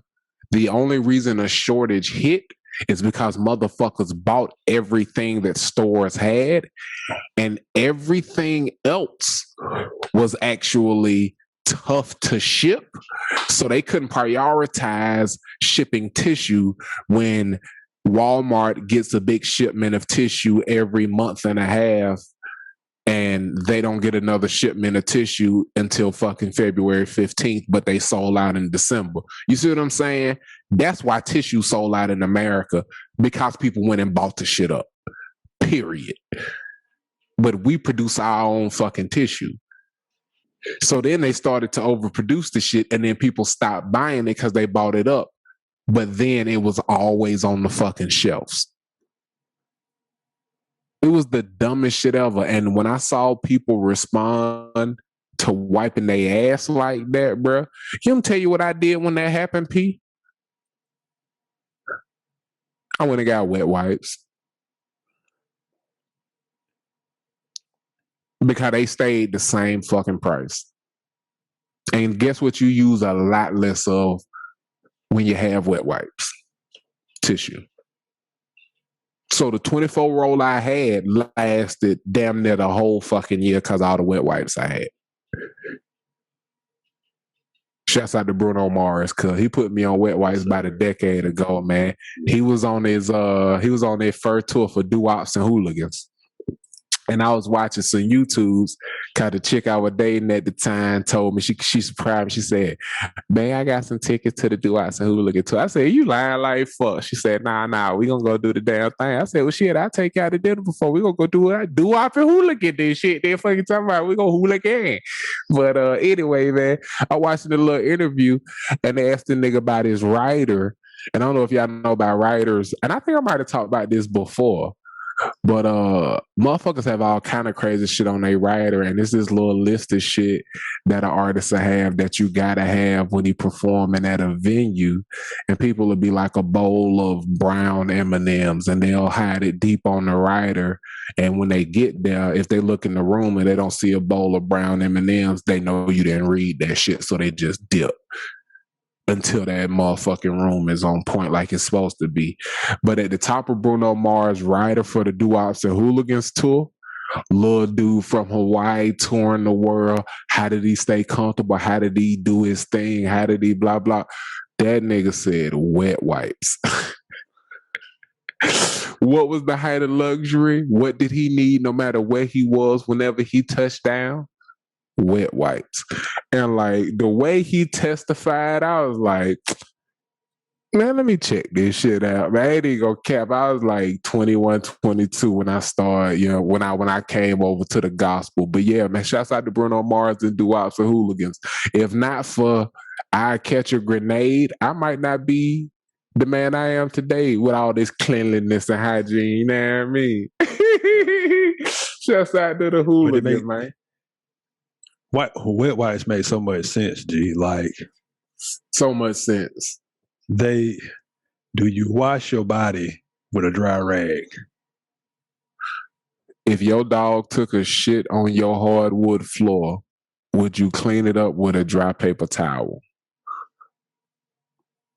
Or would you spray something wet on that and then wipe that up? Yeah. Why would you clean your ass with a dry piece of paper? You know who did that? Them 9 Neanderthals they found in that fucking cave over there. Treat your If ass your better. dog pooped on your floor, would you clean it up with a dry paper towel? Just think about that. You know what? For the fellas out there. And I said, I'm sorry. I said, would you wash your body with a dry washcloth? Some of our audience may not use washcloths. Would you just rub the dry bar of soap on your body? Or would you wet it first? You talking to the non-seasoned community. 250 chickens, not a drop of salt. Hey, give me some timeline, cut. So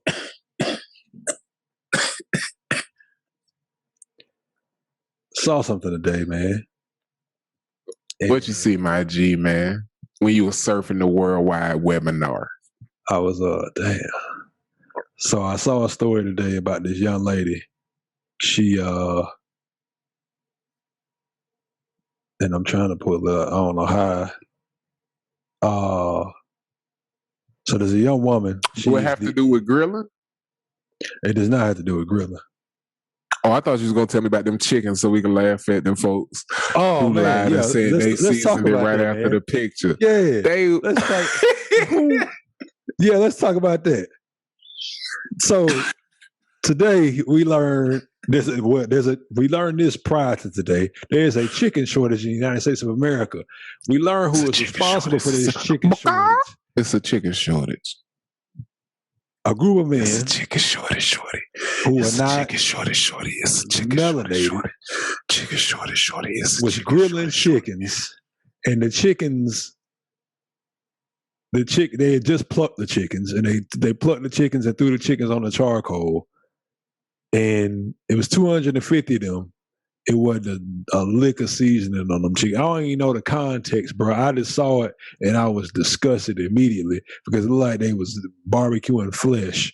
I didn't know what was pink of the attendees or the chickens, man. It was ridiculous. I swear to God, man. And homie said, I promise you, we put the seasoning on right after I took this pic. I said, nigga, that was 5 hours too late. Y'all niggas should have brined this shit overnight. This shit should have been clean. I have had some chicken wings marinating in soy sauce, Worcestershire sauce. Soy sauce, Dale sauce, lemon juice for 2.5 days. It's been sitting in this luxury for 2.5 days. Hits don't make no sense. And these cats said, man, hey, look, man, we were just going to throw it on that one side. We was going to cook it up for the 30 minutes on one side, no seasoning, then we're going to flip it over, then season it. That's how man, get the fuck Just for the people who knew the seasoning, and I'm talking to people of whoever don't know what the fuck they doing. When black folks said it's like dressing up your chicken, we didn't mean it just supposed to look like it was seasoned. We mean that's how you know you didn't over season this shit. You want to still see chicken. That means sprinkle that shit. You know what I'm saying? You season it to scent. You know what I'm saying? My grandma told me something basic. She said, baby, if you want to know how something gonna taste the shit. Setting something on fire has never changed the way anything tastes. So when you season it, you can smell it. When you have put too much fucking seasoning on your chicken, you know. And you can fix it. Especially if you do it when you fucking supposed to before that shit laying on the grill. I see y'all on TikTok spreading mustard on the ribs and then dropping seasoning on that bitch so it's stuck in the ribs. But y'all ain't did no prep. Y'all ain't did no motherfucking prep, man. Yeah. If you pull up to the house, to the garage. As barbecue season approach, get ready for some motherfucking recipe for success. We gonna give y'all some game. Oh, it's gonna be ignorant in there. It's gonna be. I'm gonna have my nigga. Hey, when I come out to Houston, we gonna shoot like 2-3 episodes, bro. I'm gonna take. Oh man, we gonna do some footy at the at my butcher shop. Got a butcher shop out here, man. That thing off the chain. We gonna do one when you come here. We gonna cook out at the thing and then get a food away to the kids. We gonna have a release too. We finna get a release for when people do stuff just to make sure we can't be sued or no dumb shit. Shouts out to the label, man. We got news coming for y'all, man. Big things in the works.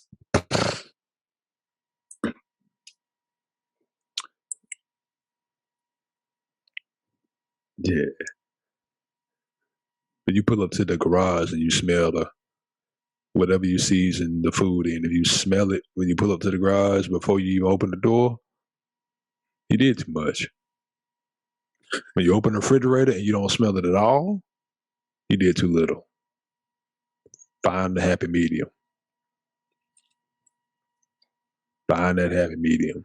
Seasoning your food is very important.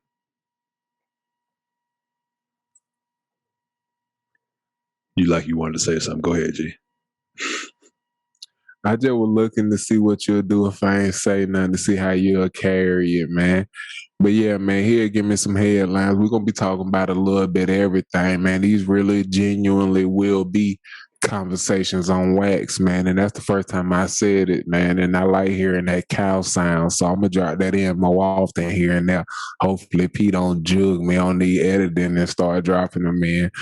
But as we ramp up toward the end of the NBA season, we're going to be talking a lot more hoops, and especially making sure we have an episode dropping every week so we can get some DASA bets in here and make sure we get our playoff bracket in. So as we get toward the NBA playoffs, man, I just like to jump into a little segment. What you think, P? You with me, cuh? I'm with it. Let's do it. Man, you been keeping up with the NBA at all, man? How much you been keeping track? Not at all.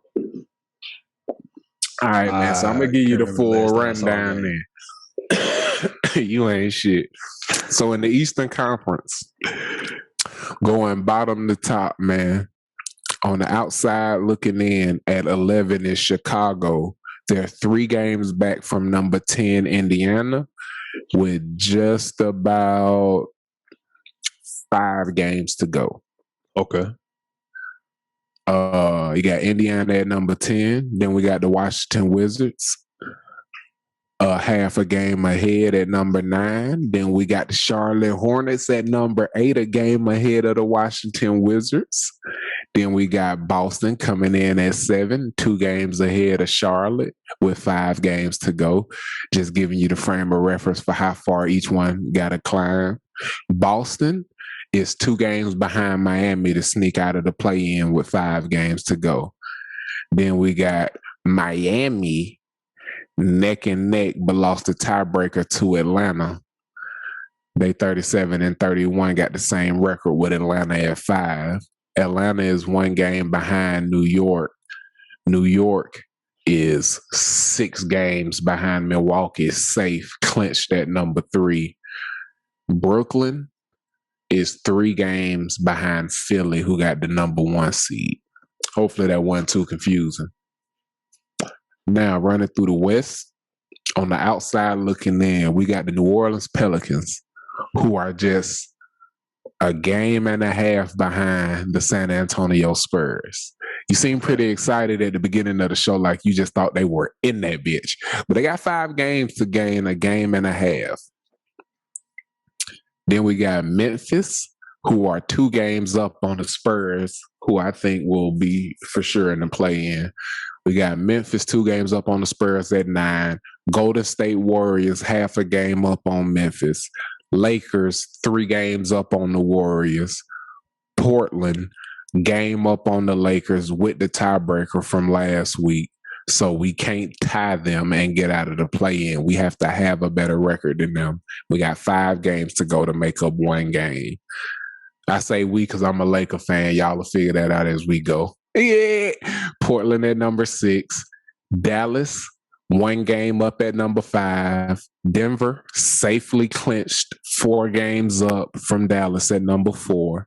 1 game behind the Clippers at number 3. The Clippers 3 games back from Phoenix. Utah number 1, 2 games up on Phoenix with 5 games to go. So Quickly, 1 through 8 in the West. Utah, Phoenix, Clippers, Denver, Dallas, Portland, Lakers, Golden State. In the East, you got Philly, Brooklyn, Milwaukee, New York, Atlanta, Miami, Boston, Charlotte.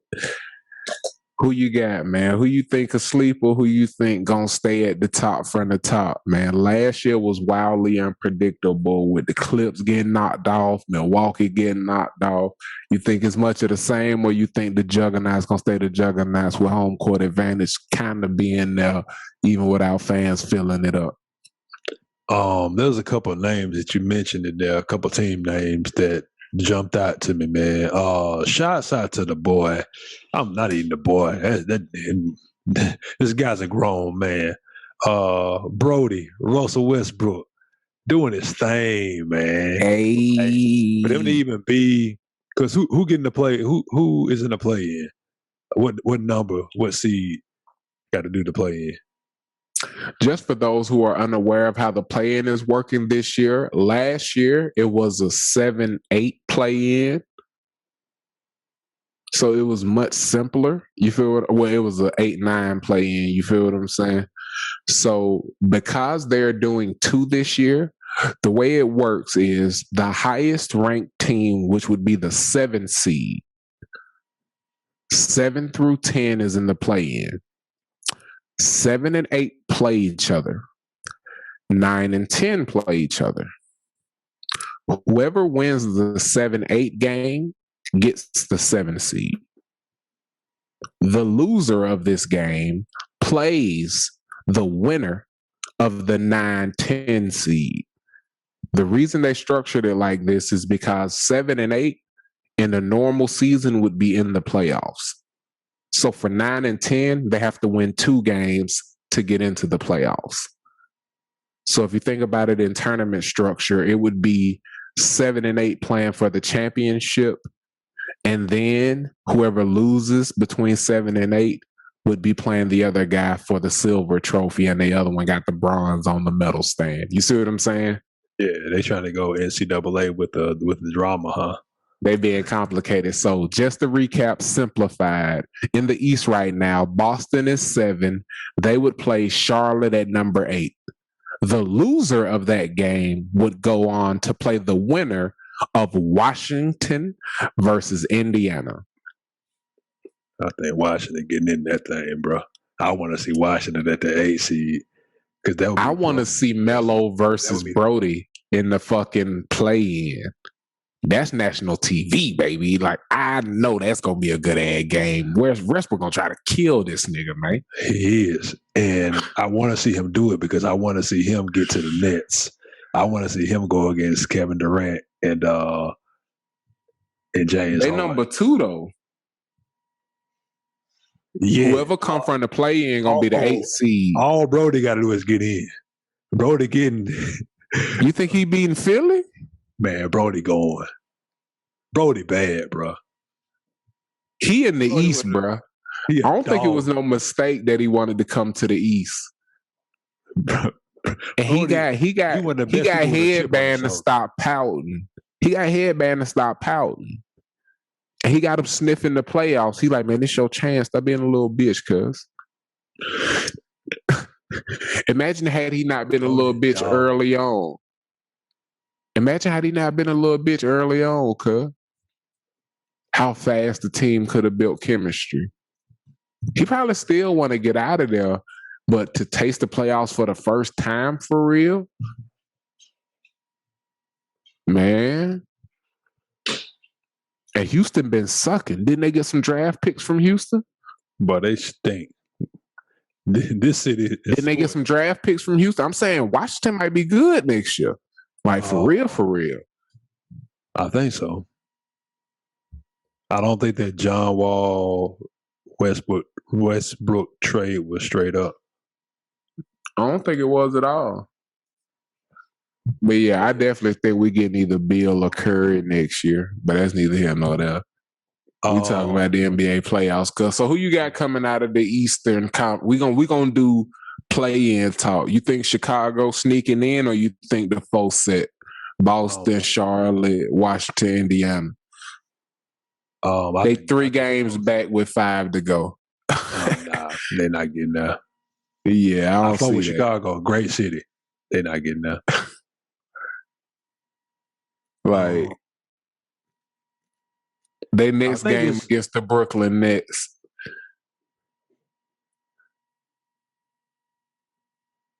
Ultimately, I'd like to see. Remember when we was in Pittsburgh, man, and that boy Giannis did his thing, and then he didn't do his thing. I do. I remember that. I remember that. Good wings, man. Good ass wings, man. Man, that was, Shouts out to Nola in Pittsburgh. I know that sounds like a crazy sentence, but shouts out to Nola. Such a good food trip. What was the name of that bar? The Bulldog? The Lafine de Mons? Or Was it the Bulldog?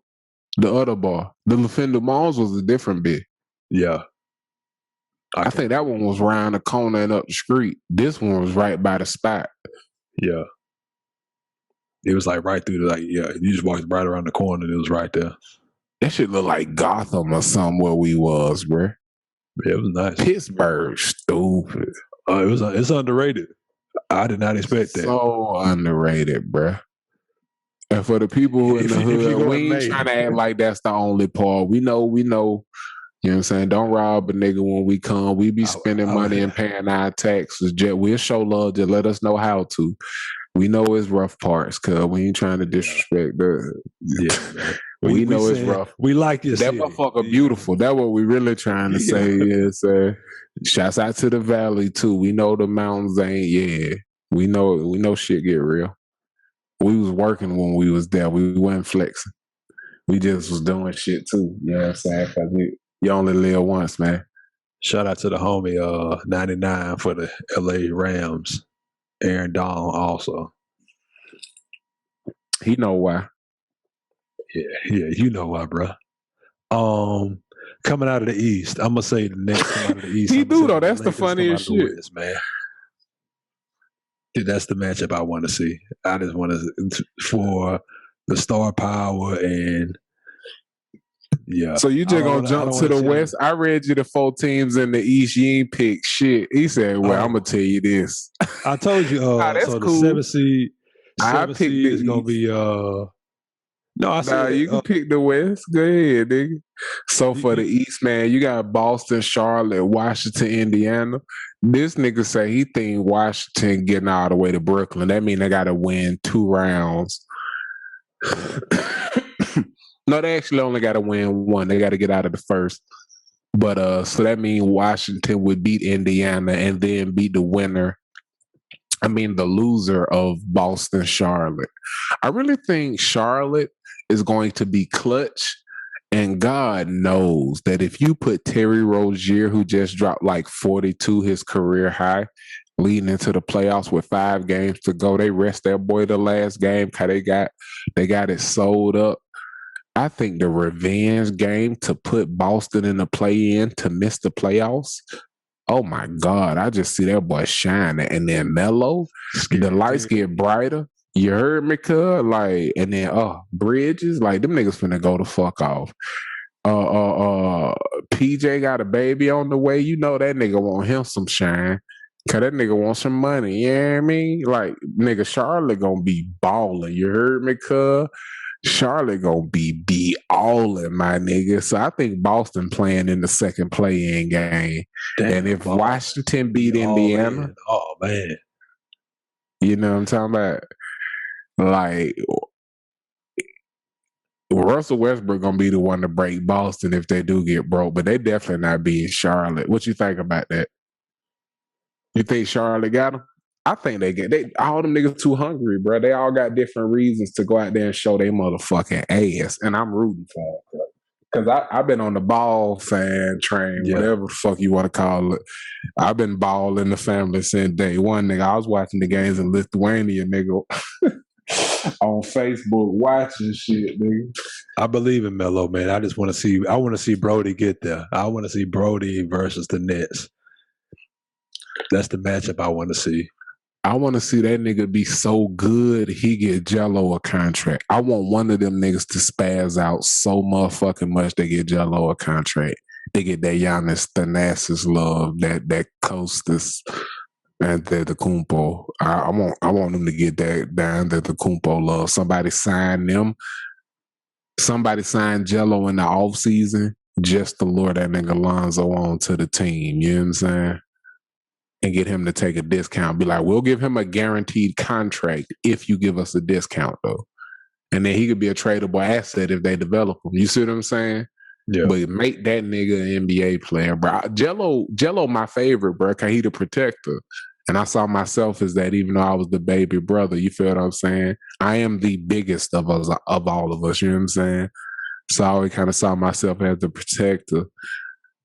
And everybody had their different roles and shit. But I got love for Jello, cuz. Then they got a chopper too, bro. Once he get in, it's gonna be like when Seth Curry finally got in. And for anybody who give a shit, he about 6 years deep into his career now, and he has a better 3-point percentage than Steph do. And you can say Steph take more threes a game than him. He a starter. I don't know what to tell you other than if he shot more, he would score more points because of the ones he do take coming in the game cold, called at random times after sitting on his ass. He shoot a better percentage than the best shooter of all time. Call it whatever the fuck you want to. And people know he coming in to shoot threes. They not guarding the nigga dribble drive. You know what I'm saying? The nigga hooping cup. And you know where he at right now.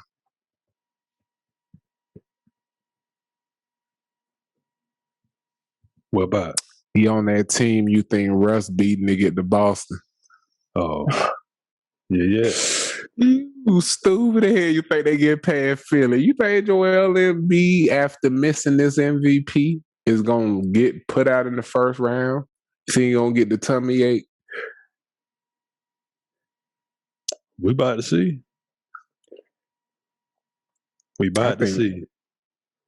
I think we definitely. He's not a ball dominator, man. I don't. We betting on all of these play-in games, bro. That's fine. Even if we got to do a quick meeting and get them in once we see them set, and I just put them in the show. But we betting on all these, boy. We can do a special edition. Boy, show head on this. 30-second show just to talk about. That's a bit. That's fine. There. All right. And in the West, at the 7, you got the LA Lakers. You got the Golden State Warriors at 8. The loser of that game would play would play the winner of Memphis San Antonio, who are 2 games up on the New Orleans Pelicans if they do try to sneak in. So what do you think? You think the Pelicans going to sneak in with 5 games to go? Who you got coming into the 2 spots out of the West if the play-in stay as it is? I think the Lakers end up getting that 6 seed. I think the Trailblazers end up falling to that 7. They beat the 8 seed and stay at 7. And then I think I do not like San Antonio. I love Greg Popovich, but I just don't like, for some reason I don't like the Spurs like that. I just pictured DeMar DeRozan dunking real hard when they down by 12 and it putting them down by 10, and then they go down to shoot a 3 and they down by 13. Like, yeah. That's what I picture happening in the big playoff game 3, the swing game. Who in the 9 seed again? Memphis and San Antonio the 10. Memphis always gritty. I'm gonna go Memphis. I like Memphis. Shouts out to Ja. You already know. I hope that boy boogie all on Pop ass. I need Ja to Ja. And then my Fat And they Hope say I product, need man, Ja to bro. Ja. Fat Hope product, man. Tevin Brown, Murray State. Got a shot to hit this draft, man. We might get our first Fat Hope boy in the league. You predicted this. You predicted this almost exactly how I wanted to go. And you think it's just, oh, that nigga just a Laker fan. He just want the Lakers to be in it. Boy, if you think, I don't think LeBron could beat Steph in an elimination game, winner take all. He did that shit 3 times in a row when they were 73-win Warriors. Yeah, don't nobody want smoke with that nigga on the winner take all, man. Especially at the tables even. But really for Dame's sake, because Dame don't get a lot of love, even though if you look at his track record, he the most clutch player of this era outside of LeBron as far as the numbers. That nigga got so many motherfucking buzzer beaters and like game winners. When it come to game winners, ain't nobody touching them. Fuck clutch stats. So let me finish it real quick though, bruh. For this nigga to potentially get a winner-take-all game versus Steph Curry with the tables even, Steph don't have the juggernaut team. You can't beat up on Dame for getting put out by the 73-win Warriors, a nigga that's built like that. Like, it's Dame versus Steph. One game for the mearbles, nigga. If I was Dame, I'd be trying to jostle back. So I could, boy, and this count as a playoff game. I don't care what nobody say. I think Dame deserved this. Me versus you. Let's see what it is without you and your whole goddamn bullet crew, cuz. Okay, Steph put a bean on his ass, bruh. And Steph put a bean on his ass, bruh. Steph give him a 58 game like he be doing. He give him a shimmy game. What he gonna say, bruh? He give him a shimmy game and start the, he gotta win. Like, if you lose that game, you get another chance. He gotta win and track him down and kill him somehow.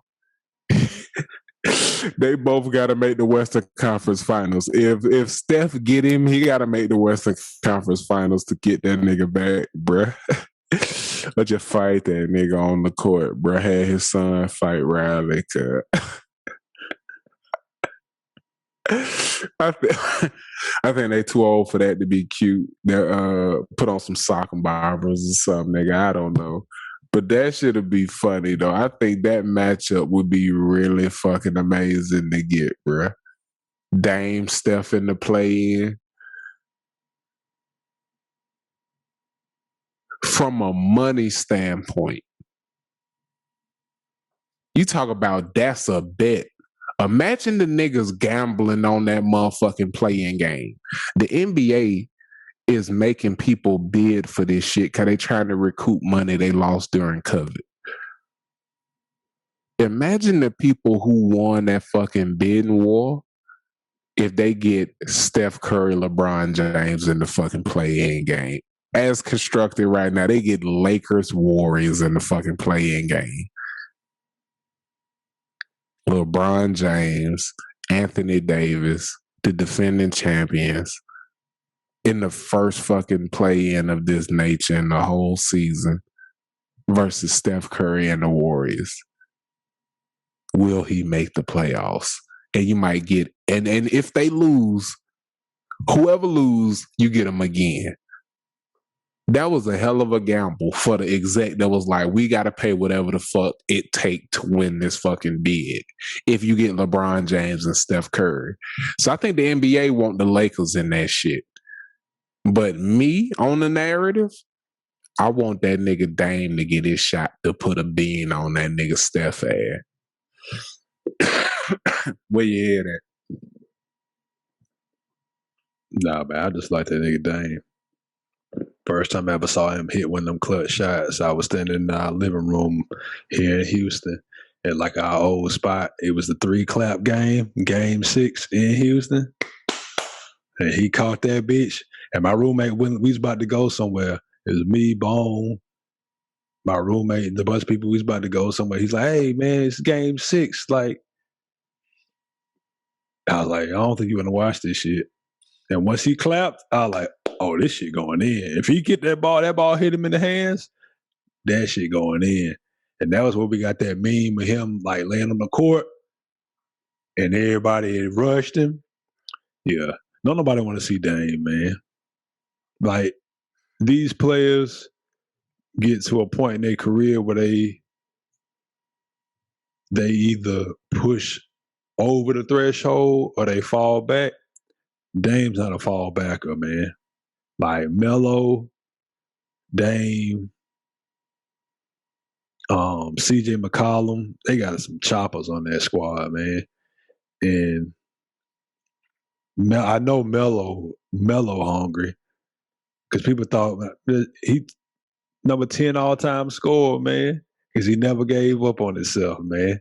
He stayed true to himself. I listened to his speech in the locker room after he moved. The thing I loved most as a nigga who loved Melo, the only time I've ever followed him on social media was during that time because I wanted to send as much support as I could because I wanted him back. You feel what I'm saying? During almost all of that time, do you know what I saw every day on that nigga timeline? Him in the gym. Training his son. Every day I saw him training his son, giving them confidence, giving them game, giving them moves and shit. And you'll see a son hit a nigga with a pat, pat, pat. And then a nice little move off the glass. And then you'll see a chop of that nigga Melo in the Syracuse jersey doing the same move or something. Like, cause you know, if you watch a bunch of a nigga shit, they start to suggest you different videos and cut-ups and shit. But like, it was like he went back to teaching the game to his jit and just stayed true to why he do this shit, cause he flat out love it. And for somebody to be at that stage of the process, it made sure that he never lost sight of being in the moment, because he saw somebody at the beginning of their journey and was in that shit every day. And it was a labor of love because that's his legit. You feel what I'm saying? Yeah. That's his love, him. That's his DNA replicating through the universe, shining like a motherfucker. You feel me? And that's the biggest part that's like dope as fuck for me to see. Because I remember one moment from the bubble, I believe once family was able to come, Shawty was holding the phone, like FaceTiming, and he was like yelling to him in front of video. And I was just like, man, fuck yeah. You feel what I'm saying? Like, that moment was dope as fuck from a father-son moment. So even beyond the 10,000 points, man, I appreciate, and you could tell from him staying in Portland, man, like,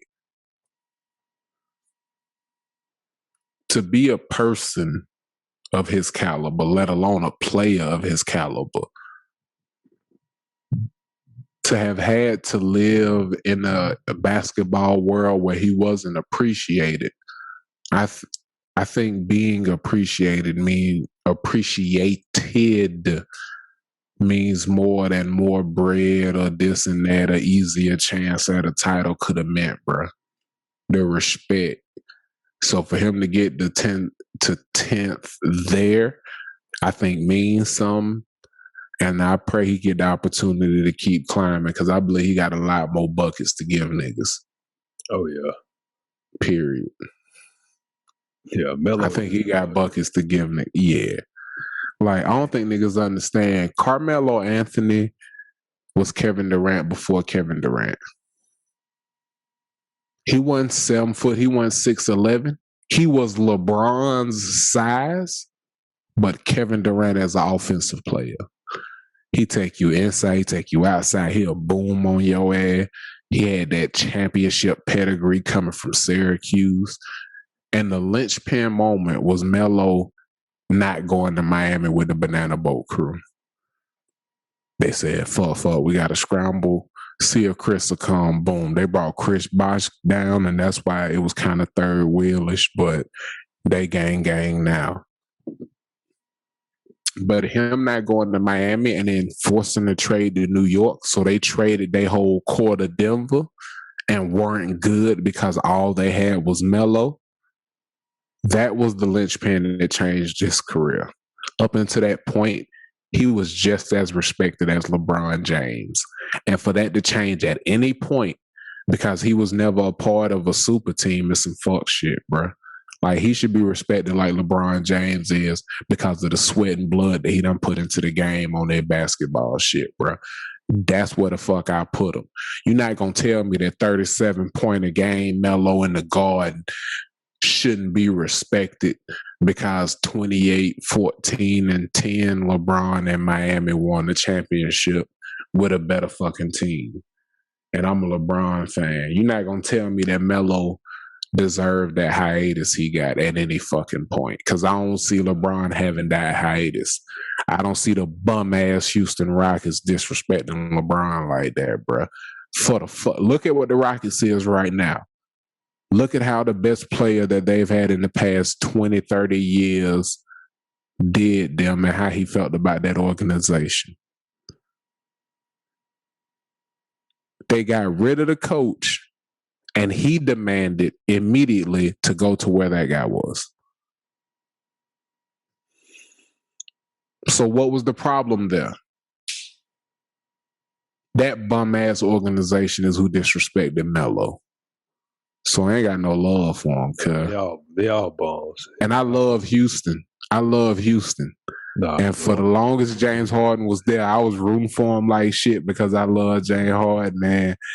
For the people who don't enjoy his game, y'all can't be the type of nigga who would just watch people hoop at the park, because I just watch little kids who watch people, teenagers hoop, I love seeing people go from that trying to dunk phase to booming on niggas' phase. And like, you know, I be hooping that old cursing shit different week with the old heads and shit. And then the young niggas will be on the other court. If I get beat, I go watch the other game waiting on my game. You feel what I'm saying? I just like watching people hoop. And then you see them in the Decatur jersey, like, oh, I remember old dude used to come through College Heights. You feel what I'm saying?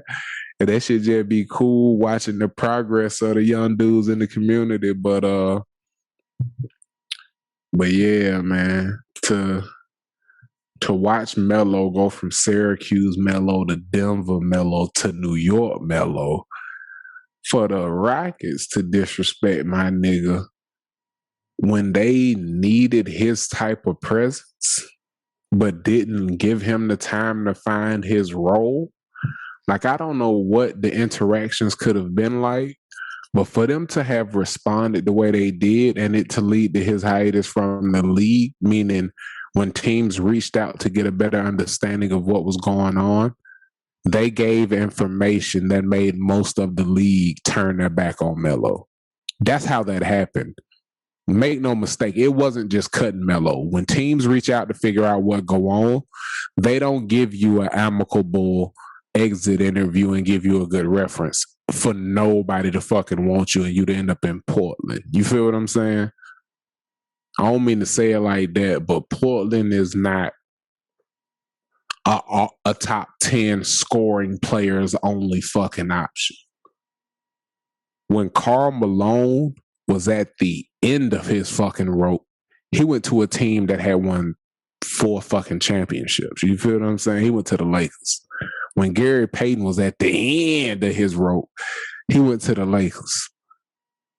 And when Shaq got traded, he was a part of the trade that snuck him a ring in Miami. You feel what I'm saying? All-time great players don't not have options. You feel what I'm saying? And I don't appreciate that shit on Melo's behalf. And that's my whole goddamn rant. But I ain't even gonna tell you no lie, P. After I get on a good rant, man, and it get toward the end of a night, man, I just be like, bro, tell me something good, man. What's some good news, bro? Yeah, man. I got 2 things for you. One story is about this young lady, melanated young lady. She is the San Francisco mayor. Shout out to London Breed, mayor of San Francisco. And I saw the headline to this story, and it led me down another rabbit hole, and we'll get to that. But Miss Breed, she will redirect $3.75 million from the city's police budget to organizations supporting Black businesses and entrepreneurs. And Who was this story with? this story is from Good Black News. Good Black News. I like it. But yeah, so she's redirecting $3.75 million away from law enforcement to Black businesses because we don't need more policing. We need more resources in our neighborhoods and in our communities. And on the other hand, I went and did a little deeper dive. Last year, she motioned for another $120 million to go away from law enforcement to the same types of initiatives. So shout out to London Breed, mayor of San Francisco. One, I didn't know San Francisco's mayor was Black. Two, I didn't know it was a Black woman. So shout out to San Fran for that, because it's one of me and the lady's favorite cities to visit. And shout out to her for understanding the nuance of we don't need more policing. What we need is more resources. So that's something good that I saw. And then the second thing is rest in power, Kobe Bean Bryant, GOAT, God, legend. He will be inducted into the Hall of Fame this week, man. The NBA Hall of Fame. And I hate that it's posthumous. I hate posthumous. We knew Kobe was getting in, but this is why I hate that 5-year waiting period, because if you are Hall of Fame, you Hall of Fame. Like, why do you have to wait 5 years after you retire to be inducted into the Hall of Fame? Because you work that hard in life. You should be honored in life. And we talked about this in the last episode, is give me some second line, is we giving folks their flowers while they still here, while they still living. But the good thing is Kobe Bean Bryant was a Hall of Famer while he was still playing. He was a Hall of Famer as soon as he retired, but he will officially be inducted into the NBA Hall of Fame this week, man. So congratulations, Bean.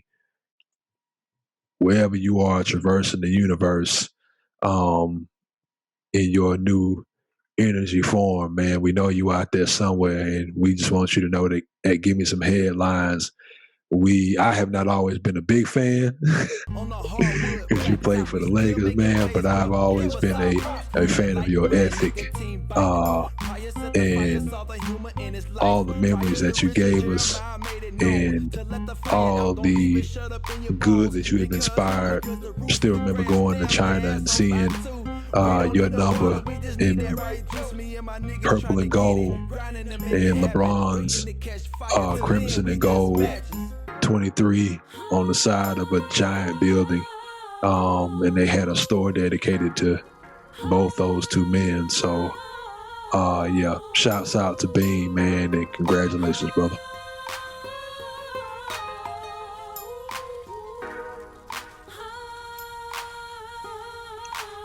That's something good.